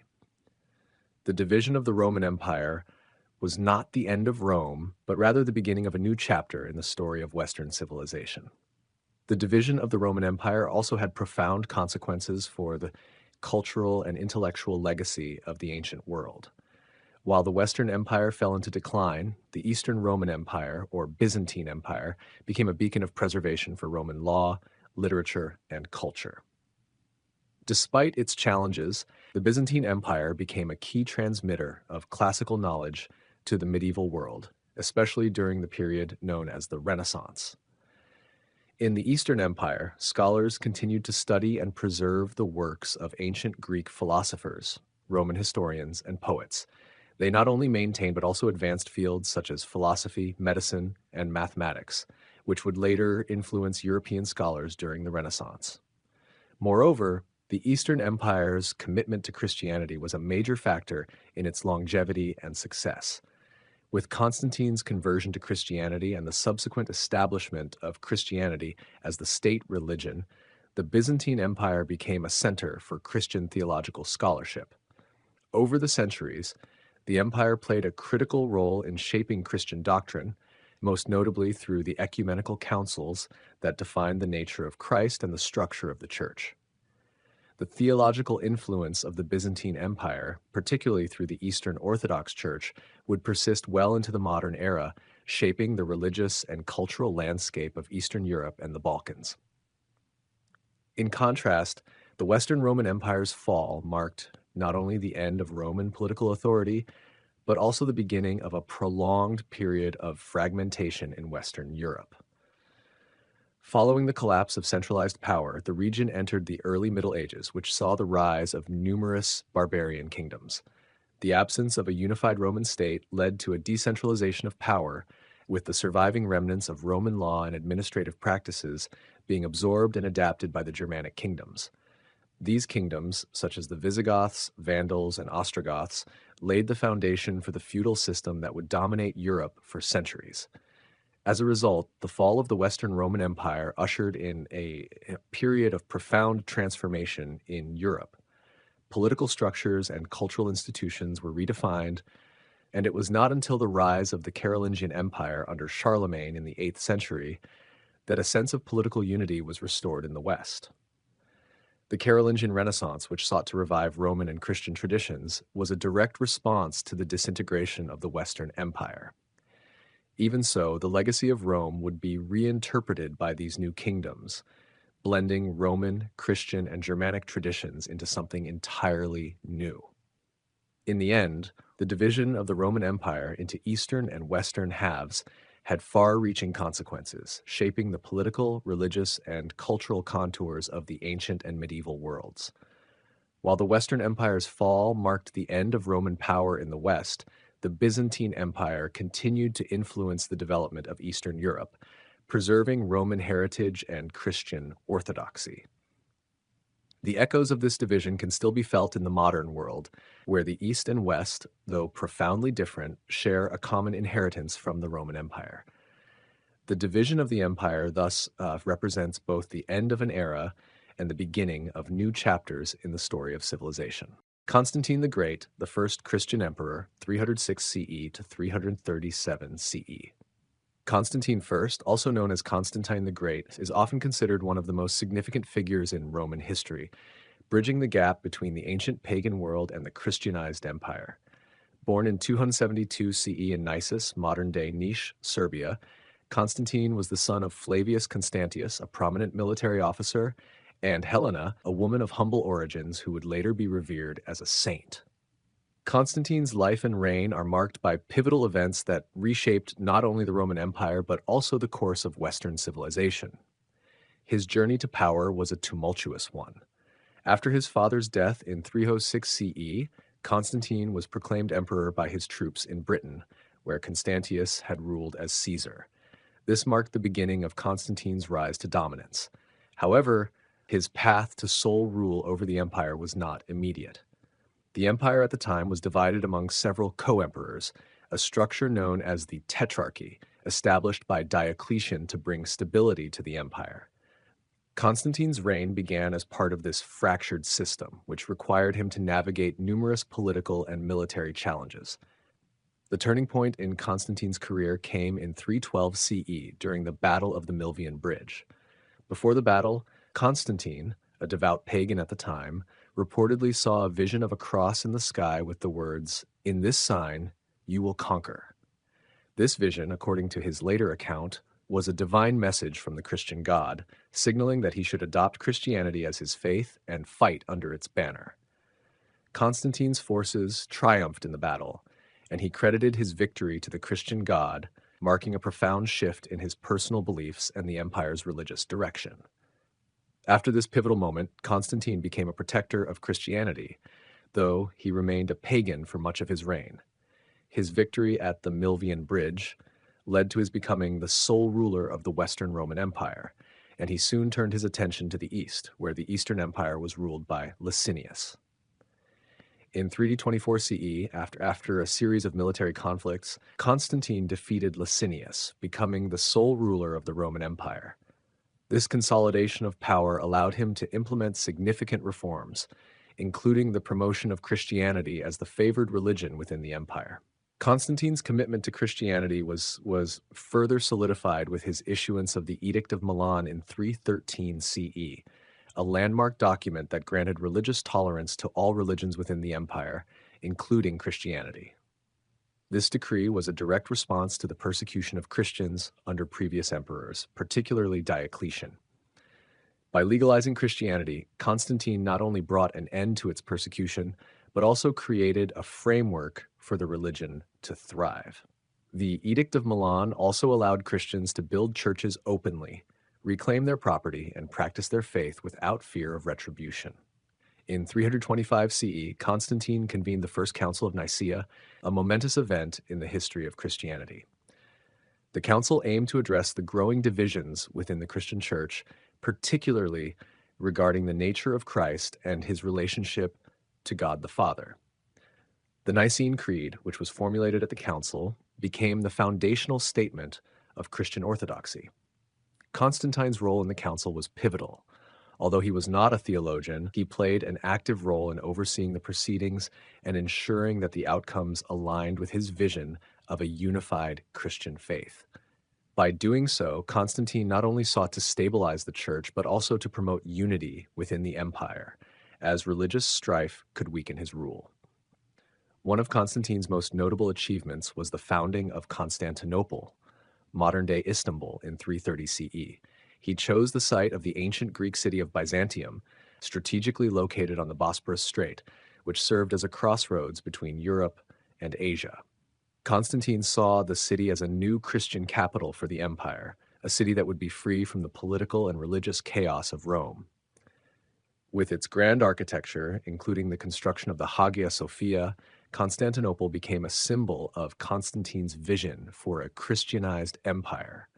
The city would go on to become the heart of the Byzantine Empire, enduring for over 1,000 years after Constantine's death. Throughout his reign, Constantine sought to strengthen the empire's military and administrative structures. He reformed the Roman currency, introducing the solidus, a gold coin that would remain in circulation for centuries. Constantine also reorganized the empire's provincial divisions, creating a more efficient system of governance. His military reforms focused on enhancing the empire's defenses, especially along its borders, where barbarian groups such as the Goths and Huns threatened the empire's stability. Despite his military successes, Constantine faced challenges in maintaining control over the vast empire. The empire's borders were constantly tested by external threats, and the internal dynamics of the Christian church posed their own set of challenges. Constantine's reign was not without its controversies. His support for Christianity led to tensions with traditional Roman religions, as well as with pagans who saw the emperor's promotion of Christianity as a threat to their way of life. Constantine's relationship with his family was also tumultuous, particularly with his son Crispus, whom he had executed in 326 CE under suspicious circumstances. The execution of Crispus has been a subject of historical debate, with some suggesting that it was a politically motivated act, while others believe it was due to allegations of treason. Despite these challenges, Constantine's legacy remains profound. He is remembered not only for his military victories and political acumen, but also for his role in shaping the future of Christianity. His conversion to Christianity and his support for the Christian church laid the foundation for the Christianization of Europe. Constantine's reign marked the end of the pagan Roman Empire and the beginning of a new era, one in which Christianity would become the dominant force in the Western world. Constantine's death in 337 CE marked the end of an era. He was succeeded by his sons, though the empire would soon be divided into eastern and western parts. Despite the fragmentation, Constantine's legacy endured. The Christian Roman Empire continued to thrive under his successors, and the Byzantine Empire, which he had founded in Constantinople, remained a powerful force for centuries. In the centuries following Constantine's death, he was canonized as a saint by the Eastern Orthodox Church, further solidifying his legacy as the first Christian emperor. His reign is often seen as the beginning of the Byzantine Empire and the start of the Christian era in European history. Constantine's vision for a unified, Christianized empire would go on to shape the religious and political landscape of the Western world for centuries to come. Constantine's reign was not just a political triumph, it was a spiritual revolution. He played a crucial role in shaping the Christian faith, establishing it as a central institution of the Roman Empire. His actions set the stage for the rise of Christianity as the dominant religion in Europe, leading to the establishment of the Christian Church as a major political and cultural force in the medieval world. His legacy, therefore, is not just that of a ruler, but as the architect of a new religious and cultural order that would endure for centuries. Constantine the Great, the first Christian emperor, remains a towering figure in the history of the Roman Empire and the history of Christianity itself. Constantine's legacy also extends beyond his religious and political contributions. He redefined the relationship between the state and the church. By making Christianity the favored religion of the empire, he ensured that it would not only survive, but flourish, creating a symbiotic relationship between imperial power and religious authority. This unprecedented integration of church and state would profoundly impact the subsequent development of European monarchies, where rulers were often seen as divinely ordained and closely tied to the Christian faith. His role in establishing the Christian church as an institution that operated with both spiritual and political influence paved the way for the medieval era, where the church would hold substantial sway over both religious and secular matters. In addition to the religious reforms he championed, Constantine also made significant contributions to the development of Christian doctrine and practice. His active role in the Council of Nicaea was not just about political consolidation, but also about ensuring the orthodoxy of Christian beliefs. The Nicene Creed, which was solidified during the council, established the foundational theological framework of Christian doctrine, particularly regarding the nature of Christ as both divine and human. This would become a crucial community for Christianity as it spread throughout the empire, helping to avoid schisms that could have divided the Christian community in the years to come. Constantine's desire for unity within the church can also be seen in his efforts to mediate disputes among Christian leaders, fostering a sense of collective purpose that transcended regional and theological differences. The impact of Constantine's reign also extended to his city, Constantinople. The city's establishment as a new capital for the Roman Empire ensured its importance for centuries to come. It was more than just a political capital. It became a symbol of Christian authority, showcasing the emperor's commitment to both religious and imperial power. The city would remain a hub of Christian life, culture, and scholarship throughout the Byzantine Empire, and its legacy persists today in the form of Istanbul, which carries with it the echoes of Constantine's vision. Constantine's bold decision to create a new capital also demonstrated his foresight as a ruler who understood the geopolitical and economic significance of a city strategically located between two continents. Constantine's reign, marked by both triumph and controversy, ultimately reshaped the course of history. He is remembered not only for his military victories and political acumen, but also for his pivotal role in the establishment of Christianity as a dominant force in the Roman world. By the time of his death in 337 CE, Constantine had solidified his place as one of the most transformative emperors in history. His contributions to both the Roman Empire and the Christian Church left an indelible mark on history, and his reign is regarded as the turning point that led to the Christianization of Europe. Constantine's legacy as both a political leader and a religious visionary endures to this day, making him a pivotal figure in the development of both Western civilization and the global history of Christianity. The fall of the Western Roman Empire, 395 CE to 476 CE.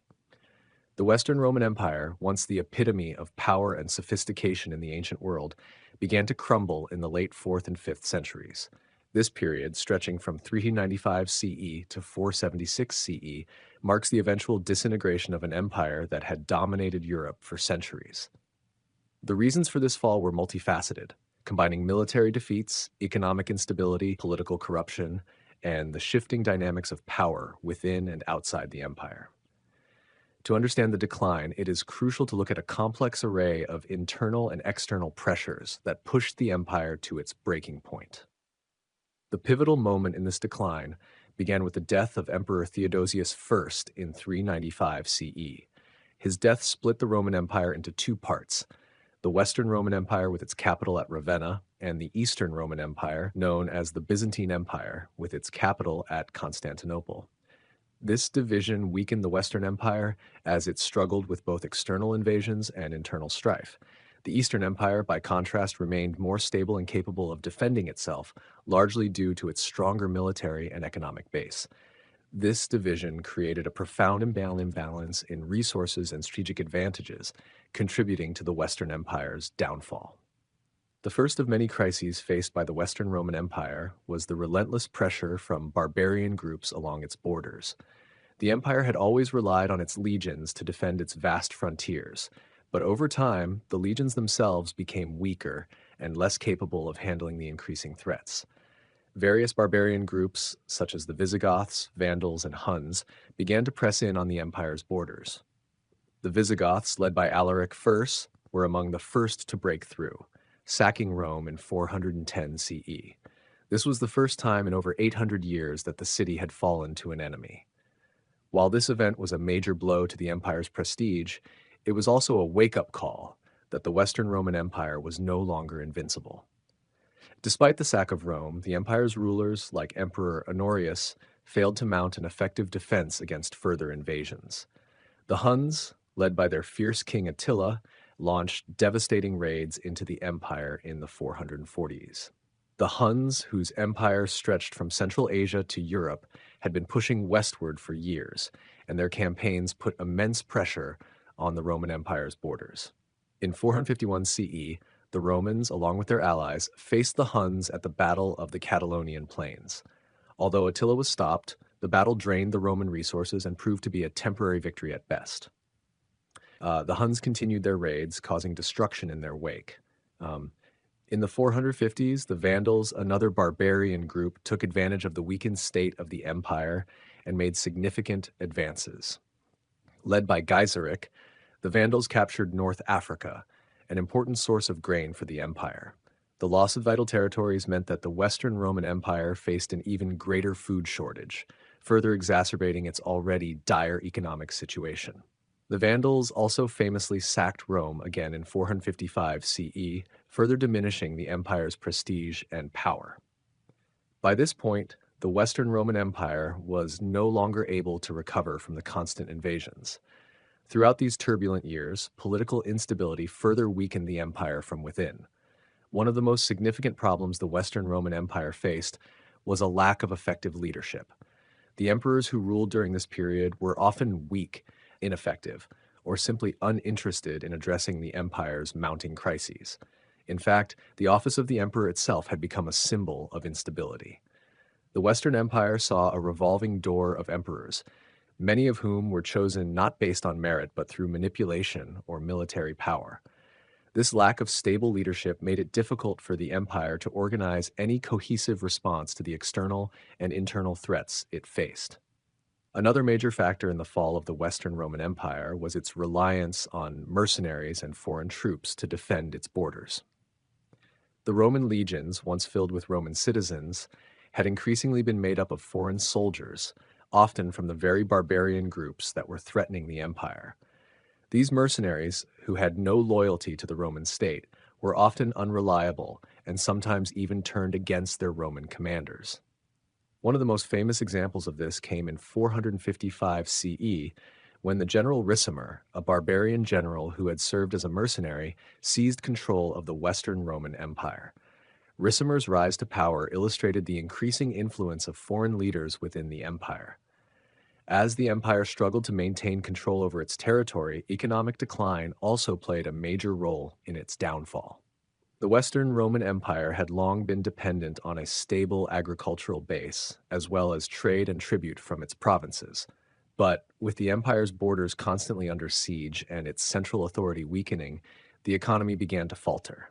Inflation soared, and the once booming trade routes were disrupted by constant warfare.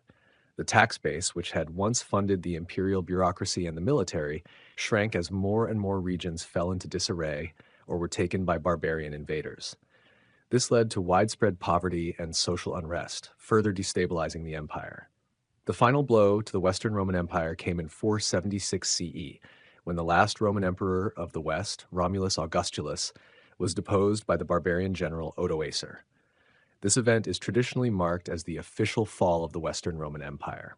Romulus Augustulus, a mere boy at the time, had little power or influence, and Odoacer's rise signified the complete collapse of Roman authority in the West. Instead of appointing a new emperor, Odoacer declared himself king of Italy, marking the end of over 1,000 years of Roman rule in the western part of the empire. Although the Western Roman Empire had fallen, the Eastern Roman Empire, known as the Byzantine Empire, continued to thrive for nearly another 1,000 years. The division of the Roman Empire into East and West had, in many ways, sealed the fate of the western half. The loss of territory, Weakened military strength and internal divisions made it nearly impossible for the West to survive, while the East was able to preserve Roman traditions and adapt to the changing world around them. The fall of the Western Roman Empire was not an event that occurred overnight. It was a slow, drawn-out process that took over a century to unfold. The combination of military defeat, economic instability, political corruption, and barbarian invasions gradually eroded the empire's power. The fall of the West marked the end of the ancient world as it had been known and the beginning of a new era in European history. The legacy of the Roman Empire would live on, however, in the cultures, laws, and institutions that arose from its ruins. Though the empire itself fell, the ideas and ideals that it had created continued to shape the course of Western civilization for centuries to come. The fall of the Western Roman Empire did not just signify the end of a political entity, but also the unraveling of a cultural and intellectual legacy that had dominated the Western world for centuries. The empire's influence on governance, law, art, architecture, and even the shaping of religious doctrines left a lasting mark on the developing medieval European world. The process of decay and collapse was gradual, and the results of the empire's dissolution can still be observed in the subsequent history of Europe. One of the most profound effects of the fall of the Western Roman Empire was the shift in power dynamics across Europe. As the Roman administration crumbled, the territories once controlled by the empire fractured into smaller, often unstable kingdoms. These kingdoms were typically ruled by barbarian chieftains who had been assimilated into the Roman military structure, yet they lacked the organizational and infrastructural sophistication that had characterized the empire. The fragmentation of the Western Empire led to the rise of feudal systems, which, though rooted in the remnants of Roman governance, were distinctly different from the centralized authority of Rome. This decentralized form of governance became the hallmark of the Middle Ages and set the stage for the political landscape that would dominate Europe for the next several centuries. The end of Roman imperial control also meant the abandonment of the advanced infrastructure that had supported the empire's vast territory. The intricate system of roads, aqueducts, and public buildings began to fall into disrepair. The once thriving cities of the empire became increasingly isolated, as the central government, which had been responsible for maintenance and communication, could no longer function effectively. This led to a decline in urbanization, and many areas returned to a more rural agrarian lifestyle. The once immense cities, once centers of Roman culture and commerce, shrank or were abandoned altogether. Meanwhile, the power vacuum left by the collapse of the Western Roman Empire also facilitated the rise of the Christian Church as a unifying institution. With the emperor no longer holding secular power, the Church began to assume a more central role in both spiritual and temporal matters. The Bishop of Rome, the Pope, became one of the most significant figures in Europe, establishing a religious authority that would continue to influence political and social life in Europe throughout the Middle Ages and beyond. Christianity, which had spread throughout the empire in its final centuries, began to solidify its position as the dominant religion in Europe, providing a foundation for the rise of medieval Christendom. Although the Western Roman Empire had fallen, Roman law continued to exert a significant influence on the subsequent European legal systems. Roman legal concepts such as the idea of a written code of law and the importance of jurisprudence became the foundation for many of the legal structures in medieval Europe. The compilation of Roman law known as the Corpus Juris Civilis under Emperor Justinian was rediscovered and became a cornerstone of legal education in the medieval world. Even after the empire's collapse, the ideals of Roman law influenced the development of European legal systems, which carried forward many Roman principles long after the Western Empire ceased to exist. The period following the fall of the Western Roman Empire also marked the beginning of a cultural transformation that would later come to be known as the Middle Ages. The collapse of centralized authority left a cultural void that was gradually filled by new ideas and social structures. The fragmented nature of Europe led to the development of distinct regional cultures, and over time, these cultures would blend to form the European Renaissance. Yet this transformation was not without its hardships. the lack of central authority resulted in frequent wars and invasions. The societal instability of the early medieval period was a far cry from the relative peace and order that the Roman Empire had once provided. However, it was through these struggles that Europe would begin to rebuild and reshape its identity. The shift in European culture from a Roman-based civilization to one influenced by the Germanic tribes and Christian doctrine is often viewed as a dark age, a, a period characterized by decline in intellectual activities, technological progress, and cultural output. While this view has been challenged by modern historians, it is clear that the centuries following the fall of the Western Roman Empire saw significant setbacks in terms of political centralization, economic productivity, and cultural cohesion. However, the so-called Dark Ages laid the groundwork for the eventual resurgence of European civilization during the Renaissance. Looking beyond the immediate aftermath of the Western Roman Empire's collapse, the Byzantine Empire continued to preserve and transmit many of the traditions of Rome. For the next 1,000 years, the Eastern Roman Empire, or Byzantine Empire, would hold on to Roman governance structures, cultural traditions, and military practices. The Byzantine Empire also preserved Roman law and further developed the Eastern Orthodox Christian faith, maintaining many of the theological and institutional legacies of the Roman Empire. The fall of the Western Roman Empire thus did not represent the end of Roman influence on Europe, but rather a shift in its focus. The Eastern Roman Empire would continue to exert a significant influence on the history of Europe, with its own eventual decline and the fall of Constantinople in 1453 CE marking the definitive end of the Roman legacy in the East. In the meantime, the legacy of Rome, particularly in terms of law, government, and Christianity, remained a foundational element of European culture and civilization. The fall of the Western Roman Empire also led to the evolution of new political systems. As the central authority of Rome weakened, the Germanic tribes that had once been merely a threat to the empire's borders became its new rulers. These tribes, including the Ostrogoths, Franks, and Vandals, established their own kingdoms on the remnants of Roman territory. In many cases, these new kingdoms adopted Roman customs and governance structures, often blending them with their own traditions to form new systems of rule. The result was a mosaic of different kingdoms, each with its own laws and customs, but all influenced by the legacy of Roman rule. This patchwork of kingdoms would eventually give rise to the European feudal system, a system based on landholding and vassalage that would dominate Europe for much of the Middle Ages. While this system was very different from the Roman Empire's centralized authority, it drew on many of the same principles of governance, especially in terms of hierarchy and loyalty. The fall of the Western Roman Empire thus set in motion a new phase in European history, one that would eventually lead to the establishment of powerful kingdoms, states, and empires in the medieval world.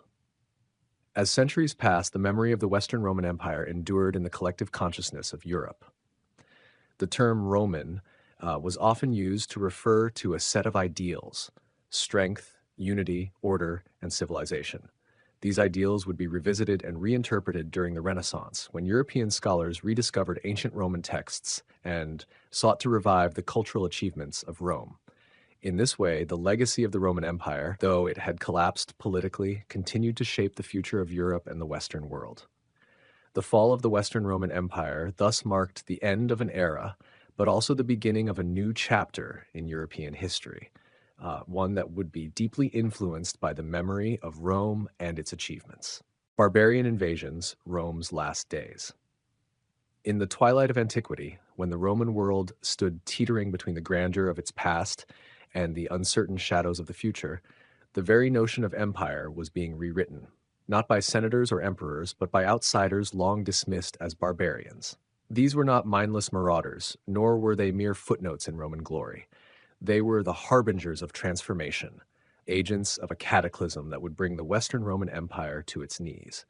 From the windswept plains of Germania to the steppes of Central Asia, they came in waves: Goths, Vandals, Huns, and others, bearing swords and sagas, united not by ideology but by pressure, displacement, and a world in flux. The story of Rome's last days is not one of sudden collapse, but of gradual unraveling, And at the heart of that unraveling lay the barbarian invasions. By the late 4th century CE, Rome was no longer the city-state that had once marched across the Mediterranean world in a blaze of conquest. It was a divided empire, split between East and West, struggling to maintain coherence amid growing internal rot and external pressure. The economy was faltering, the military was overextended and often composed of mercenaries, and the once proud institutions of Roman civic life were eroding. Amid this vulnerability, the stage was set for one of history's most dramatic and irreversible transitions. The first major blow came with the arrival of the Huns, a fierce, nomadic people from the Central Asian steppes who swept westward with unmatched ferocity. Their movements triggered a domino effect across Europe.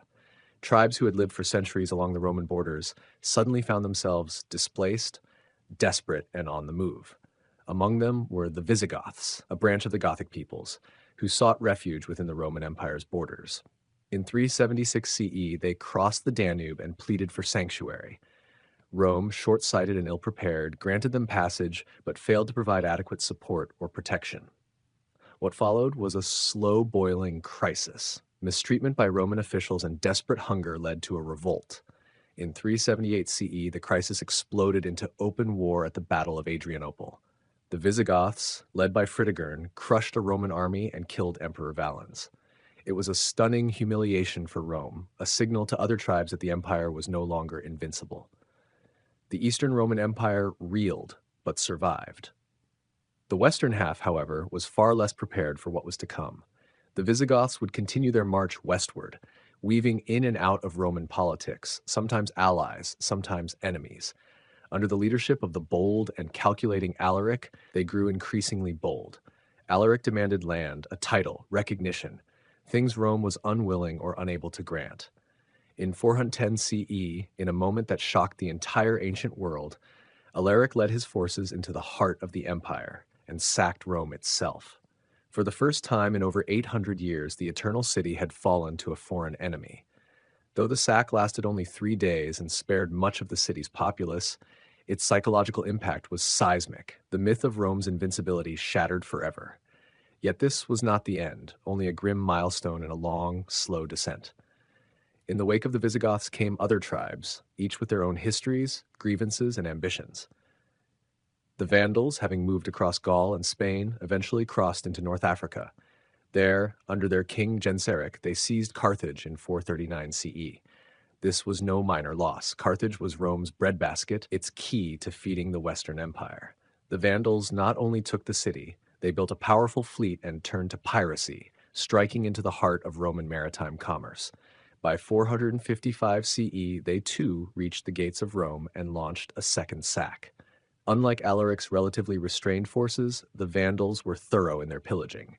Priceless artworks, treasures, and prisoners were taken across the sea. Rome, once the seat of civilization, now stood exposed and bleeding. Meanwhile, the Western Empire's attempts to resist were undermined from within. The emperors were often puppets, manipulated by powerful generals or barbarian warlords who held true power. The Roman Senate, once a bastion of elite governance, had become a ceremonial shadow. The army, increasingly composed of non-Roman recruits, struggled with loyalty and morale. The very definition of what it meant to be Roman had begun to blur. The lines between Roman and barbarian were not always so stark. Many of the so-called invaders had lived within Roman territories for generations. They spoke Latin, converted to Christianity, and adopted Roman customs.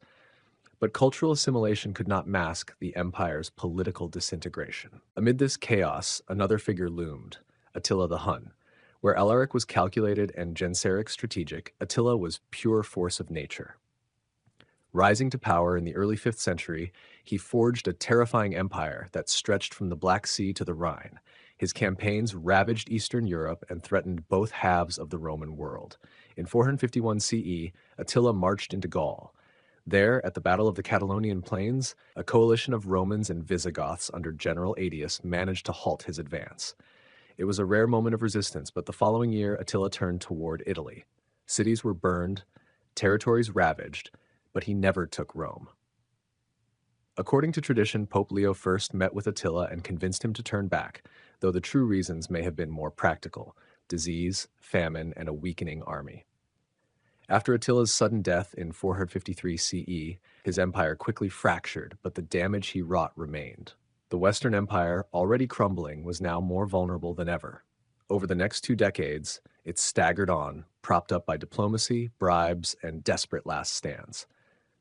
Rome's final breath came not with a bang, but a whimper. In 476 CE, the Western Roman Empire officially ended when the last emperor, the boy Romulus Augustulus, was deposed by Odoacer, a Germanic chieftain. There was no grand siege, had no climactic battle. Odoacer simply removed the child emperor and sent the imperial insignia to Constantinople, signaling the end of the Western line. Rome, once the dominator of the known world, had become a relic. But the people didn't weep in the streets. For many, life went on. Power had long since moved to local warlords, bishops, and barbarian kings. The institutions of the empire had crumbled so gradually that by the time they fell, their absence was hardly noticed. And yet, Rome did not vanish. The Eastern Empire, what we now call the Byzantine Empire, endured for nearly another 1,000 years. Roman law, architecture, and culture persisted in every city and kingdom that followed. The barbarian invasions, destructive though they were, did not mark the death of civilization. Rather, they ushered in a metamorphosis. The Goths in Italy, the Franks in Gaul, the Visigoths in Spain, all would eventually blend Roman and Germanic traditions to form the foundations of medieval Europe. But the legacy of those invasions remains dramatic. The image of a crumbling Rome, torched by wild tribes and left to decay, has captivated the imagination for centuries. It speaks to more than just military failure. It is a story of identity, migration, and change. The barbarians were not simply destroyers, they were builders of a new world, albeit through the fire and ash of an old one. They did not come to annihilate Rome, but to take part in its legacy, reshape it, and carry it forward under new banners. As the sun set on the Western Empire, it cast a long shadow across the centuries. Rome's roads crumbled, her cities withered, and her language fractured. But her spirit lived on, within the laws of kings, the rituals of the church, the designs of cathedrals, and the Latin etched into ancient stones. The fall was not the end. It was a beginning. A beginning forged not in peace, but in the roar of hooves, the clang of swords, and the unrelenting march of peoples seeking not just conquest, but a place in history. Thus ended the last days of Rome, not in a single moment of defeat, but in the slow tide of transformation that swept across the continent, changing everything it touched. The barbarian invasions were not a catastrophe, they were a crossroads. And at that crossroads, Rome died, and something new was born. And yet, even in the silence that followed the Western Empire's fall, echoes of Rome remained, haunting ruins, legal codes, languages, and dreams of unity. Odoacer may have removed the last emperor, but he did not erase the idea of Rome. In fact, he ruled Italy not as an emperor himself, but in the name of the Eastern Roman Emperor in Constantinople. This act alone illustrates how deeply entrenched Roman legitimacy still was. The barbarian kings who succeeded Odoacer, from Theodoric the Ostrogoth to Charlemagne centuries later, did not seek to destroy the Roman past, but to appropriate and reframe it. To rule over Rome was still to command a mantle of near mythical authority. The barbarian invasions, often painted as a collapse, were also a bridge, a passage from classical antiquity into the Middle Ages. The invaders did not bring with them a blank slate. They brought their own cultures, yes, but they adapted Roman roads, laws, urban centers, and even Christianity. The Christian Church, particularly the papacy, emerged from the ruins as a powerful institution, inheriting not only Rome's religious structures but its organizational genius. As imperial authority waned, the bishops of Rome, successors to St. Peter, rose as spiritual and eventually political leaders of immense influence. It is no accident that centuries later, medieval kings would seek the Pope's blessing to legitimize their rule. Rome, though politically fallen, had birthed a new form of power, one that could cross borders and outlast empires. The barbarian invasions reshaped Europe's genetic, linguistic, and political landscape. They fractured the Western Empire, but they fertilized the soil for future kingdoms. The fall of Rome was not the end of civilization. It was the end of one kind of order and the turbulent beginning of another. From its ashes rose a mosaic of peoples and powers that would define the continent for the next 1,000 years. The Byzantine Empire, the Eastern Roman Empire, 476 CE, 1453 CE. The Byzantine Empire, often considered the continuation of the Roman Empire in the East, lasted for nearly 1,000 years after the fall of the Western Roman Empire. It was a civilization that, while steeped in the traditions and legacies of Rome, evolved into a distinct empire marked by its own culture, religion, and political structures. The Byzantine Empire was centered around the Eastern Mediterranean, with its heart in Constantinople, the city founded by Emperor Constantine I in 330 CE as Byzantium, which became the new capital of the Roman Empire. This strategic location, straddling Europe and Asia, made it a crossroads for trade, culture, and military conflict. The story of the Byzantine Empire begins with the fall of the Western Roman Empire in 476 CE, a pivotal event that marked the collapse of Roman authority in the Western provinces. While the West was beset by internal strife, invasions, and economic collapse, the Eastern Roman Empire continued to flourish. The Eastern Roman Empire, or Byzantine Empire, was distinct in that it maintained the Roman traditions of governance, law, and military organization, but also developed its own unique characteristics, particularly with the rise of Christianity as the state religion. Under Emperor Justinian I, who ruled from 527 to 565 CE, the Byzantine Empire reached its height in both territorial extent and cultural achievements. Justinian I is perhaps best known for his ambitious project to reconquer the lost western territories of the Roman Empire. His military campaigns, although ultimately short-lived, briefly restored Roman rule to parts of Italy, North Africa, and Spain. His most lasting contribution, however, was the codification of Roman law. The result, the Corpus Juris Civilis, or body of civil law, became the foundation for legal systems in many parts of Europe and is still influential in modern legal theory. The Byzantine Empire under Justinian also saw the construction of some of its most iconic architectural marvels, most notably the Hagia Sophia in Constantinople, which stood as a symbol of both the religious and political authority of the Byzantine emperors. In the centuries following Justinian's reign, the Byzantine Empire faced both internal and external challenges. The empire's territorial holdings shrank due to constant warfare, particularly with the rise of the Islamic caliphates, which took control of large parts of the Byzantine Empire's southern provinces, including Egypt, Syria, and parts of North Africa. The Byzantines also faced pressure from the Slavs and later the Rus in the north. Despite these challenges, the Byzantine Empire endured, largely due to its strategic use of diplomacy, military prowess, and the strength of its economy. The Byzantine Empire's military was heavily reliant on the themes or military districts, which were essentially provincial units that combined military and civil governance. This system allowed the Byzantine Empire to defend its borders and maintain control over its territories despite the many external threats. The famous Byzantine cavalry, known as the cataphracts, were heavily armored horsemen who played a crucial role in Byzantine military tactics. The Byzantine economy was also a major factor in the empire's longevity. It was centered around the Mediterranean trade routes, with Constantinople acting as a hub of commerce between Europe and Asia. The empire's wealth was derived from trade in luxury goods, such as silks, spices, and precious metals. The Byzantines were particularly skilled in the production of silk, a trade secret they guarded fiercely for centuries. This wealth allowed the Byzantine emperors to maintain a strong military, a well-organized bureaucracy, and a thriving cultural life. One of the defining features of Byzantine society was its relationship with the Christian Church. Christianity, which had been adopted as the state religion of the Roman Empire in the 4th century, became the central pillar of Byzantine identity. The emperor was seen as God's representative on earth, a divinely appointed ruler who was responsible for both the spiritual and temporal well-being of the empire. The Church, led by the Patriarch of Constantinople, was the most powerful institution in the Byzantine world, and religious disputes often had significant political implications. Theological disagreements, such as those surrounding the nature of Christ, led to significant conflicts within the empire.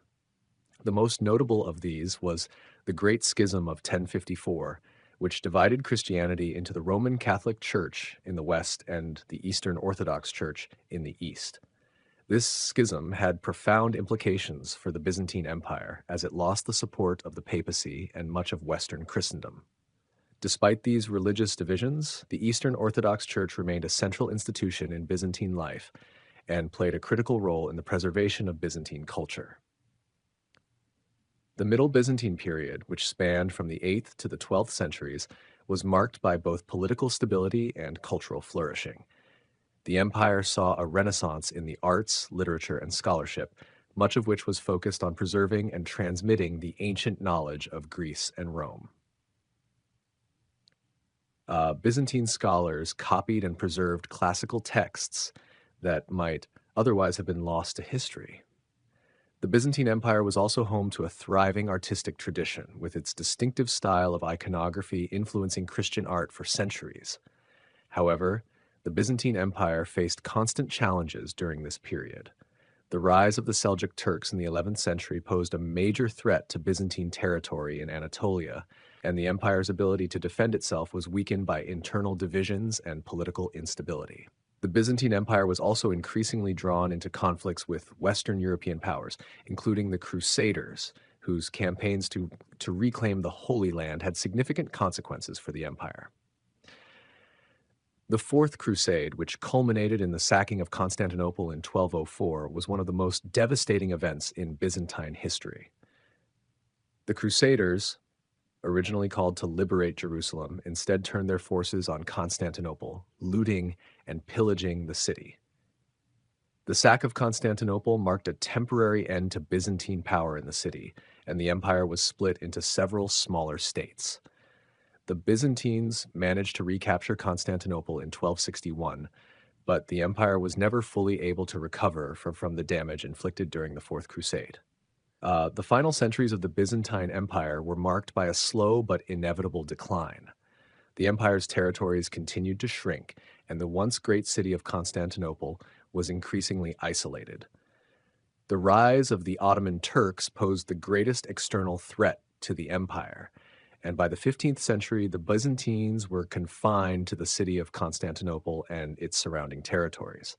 Despite desperate attempts to secure aid from the West, including the controversial union of the Eastern and Western churches in the 15th century, the Byzantine Empire was unable to withstand the Ottoman siege.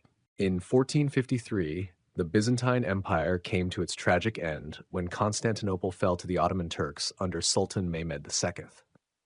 The fall of Constantinople was a monumental event, marking the end of Christian Byzantine rule and the rise of the Ottoman Empire as a dominant power in the Eastern Mediterranean.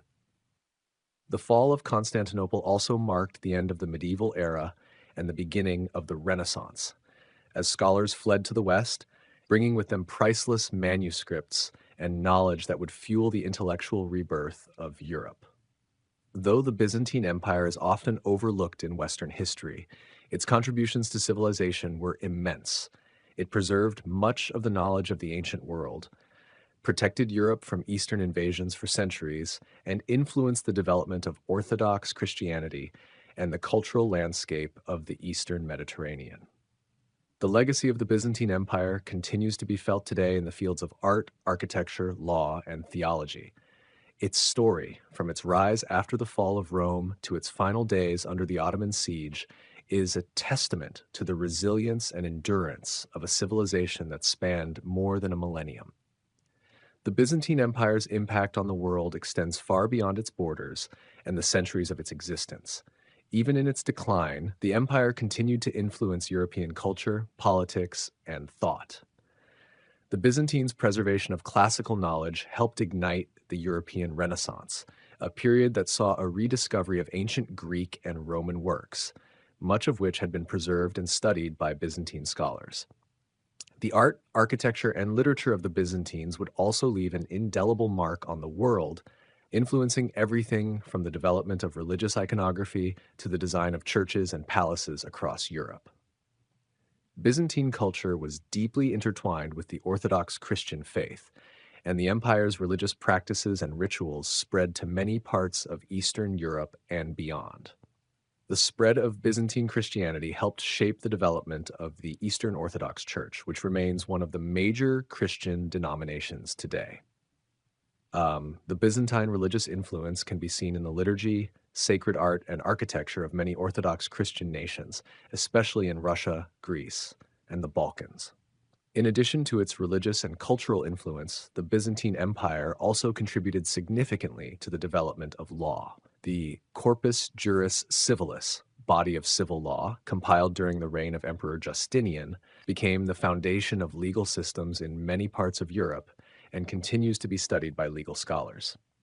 This compilation, which included Roman law and imperial decrees, was rediscovered in the 11th century and played a crucial role in the formation of European legal systems. The principles of Roman law, as preserved by the Byzantines, emphasized justice, fairness, and the importance of the rule of law, principles that have shaped modern legal thought. The Byzantine Empire's economic influence cannot be overstated. As the Byzantine Empire controlled critical trade routes between Europe, Asia, and Africa, it became a major center of commerce. Constantinople's location at the crossroads of Europe and Asia enabled the empire to control the flow of goods, including silks, spices, and precious metals. Byzantine merchants, artisans, and bankers played a pivotal role in shaping the economy of the Mediterranean region. The empire's wealth allowed it to maintain a strong military and robust infrastructure, which in turn contributed to its ability to defend against external threats and internal rebellions. The Byzantine military was another key factor in the empire's survival and influence. Despite facing numerous threats throughout its history, from the Persians and Arabs to the Seljuk Turks and the Crusaders, the Byzantine army remained a formidable force. The Byzantine military was well organized, highly disciplined, and innovative. The empire was known for its use of Greek fire, a terrifying incendiary weapon that was used in naval battles to devastating effect. The Byzantine navy, in particular, was one of the most powerful in the Mediterranean for centuries. Despite its many achievements, the Byzantine Empire struggled with internal divisions. Factionalism, corruption, and power struggles often undermined the effectiveness of the government and military. The empire was also plagued by economic instability and the growing power of the military elite. The Byzantine aristocracy became increasingly powerful, and the emperor's authority was often challenged by rival factions. The empire's decline in the 14th and 15th centuries was marked by a series of weak and ineffective emperors, further exacerbating the challenges facing the empire. The relationship between the Byzantine Empire and the West was also complex and often contentious.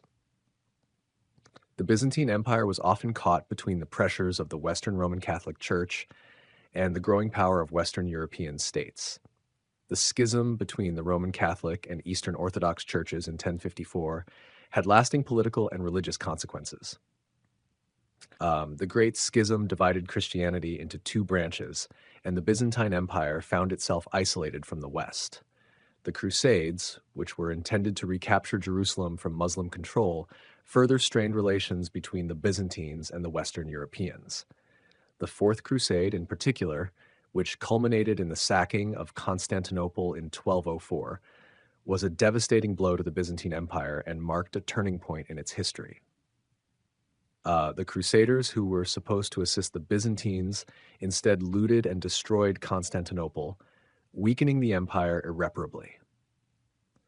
By the time the Ottoman Turks began their campaign to conquer the Byzantine Empire in the 14th and 15th centuries, the empire had already been greatly weakened.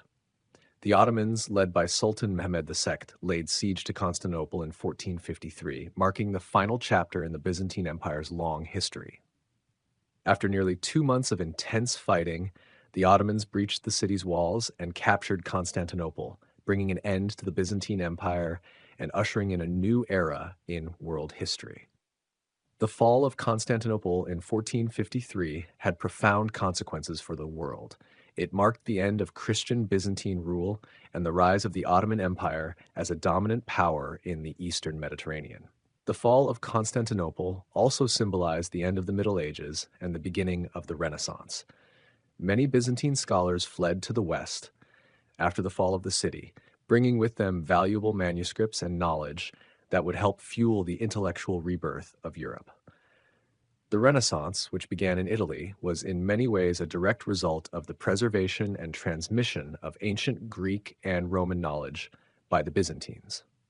The legacy of the Byzantine Empire is still visible today in the architecture, art, and culture of Eastern Europe and the Eastern Mediterranean. The Byzantine style of church architecture, with its domes and mosaics, continues to influence the design of Orthodox Christian churches around the world.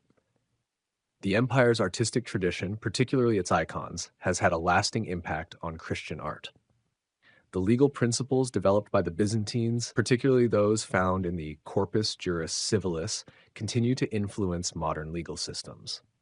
The Byzantine Empire's preservation of classical knowledge laid the groundwork for the intellectual achievements of the Renaissance and helped shape the development of Western civilization. The Byzantine Empire's story is one of resilience, adaptation, and endurance.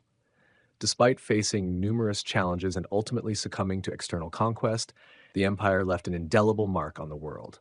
Its contributions to law, religion, art, and culture continue to be felt to this day.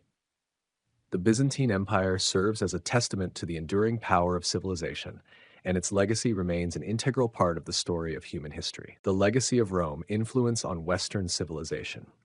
The legacy of Rome is a monumental part of Western civilization, shaping it in ways both profound and enduring. The Roman Empire, in its grandeur and eventual decline, left an indelible mark on the cultures, political structures, philosophies, and legal systems of the West.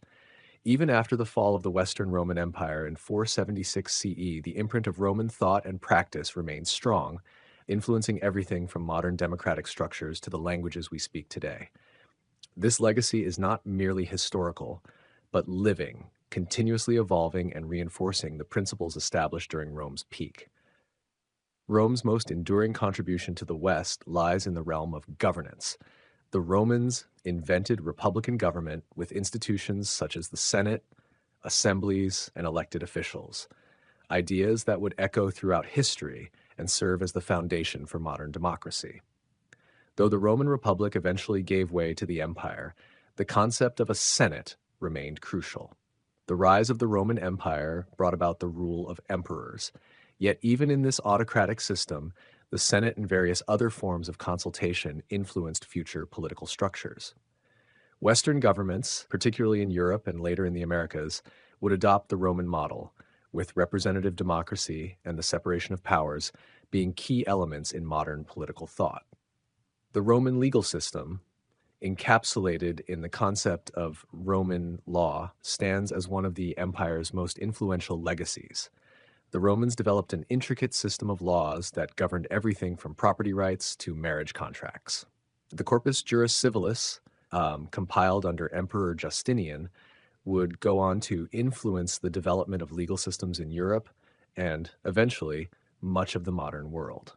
Many countries still base their legal systems on Roman law, with its emphasis on written statutes, codified legal principles, and the protection of individual rights.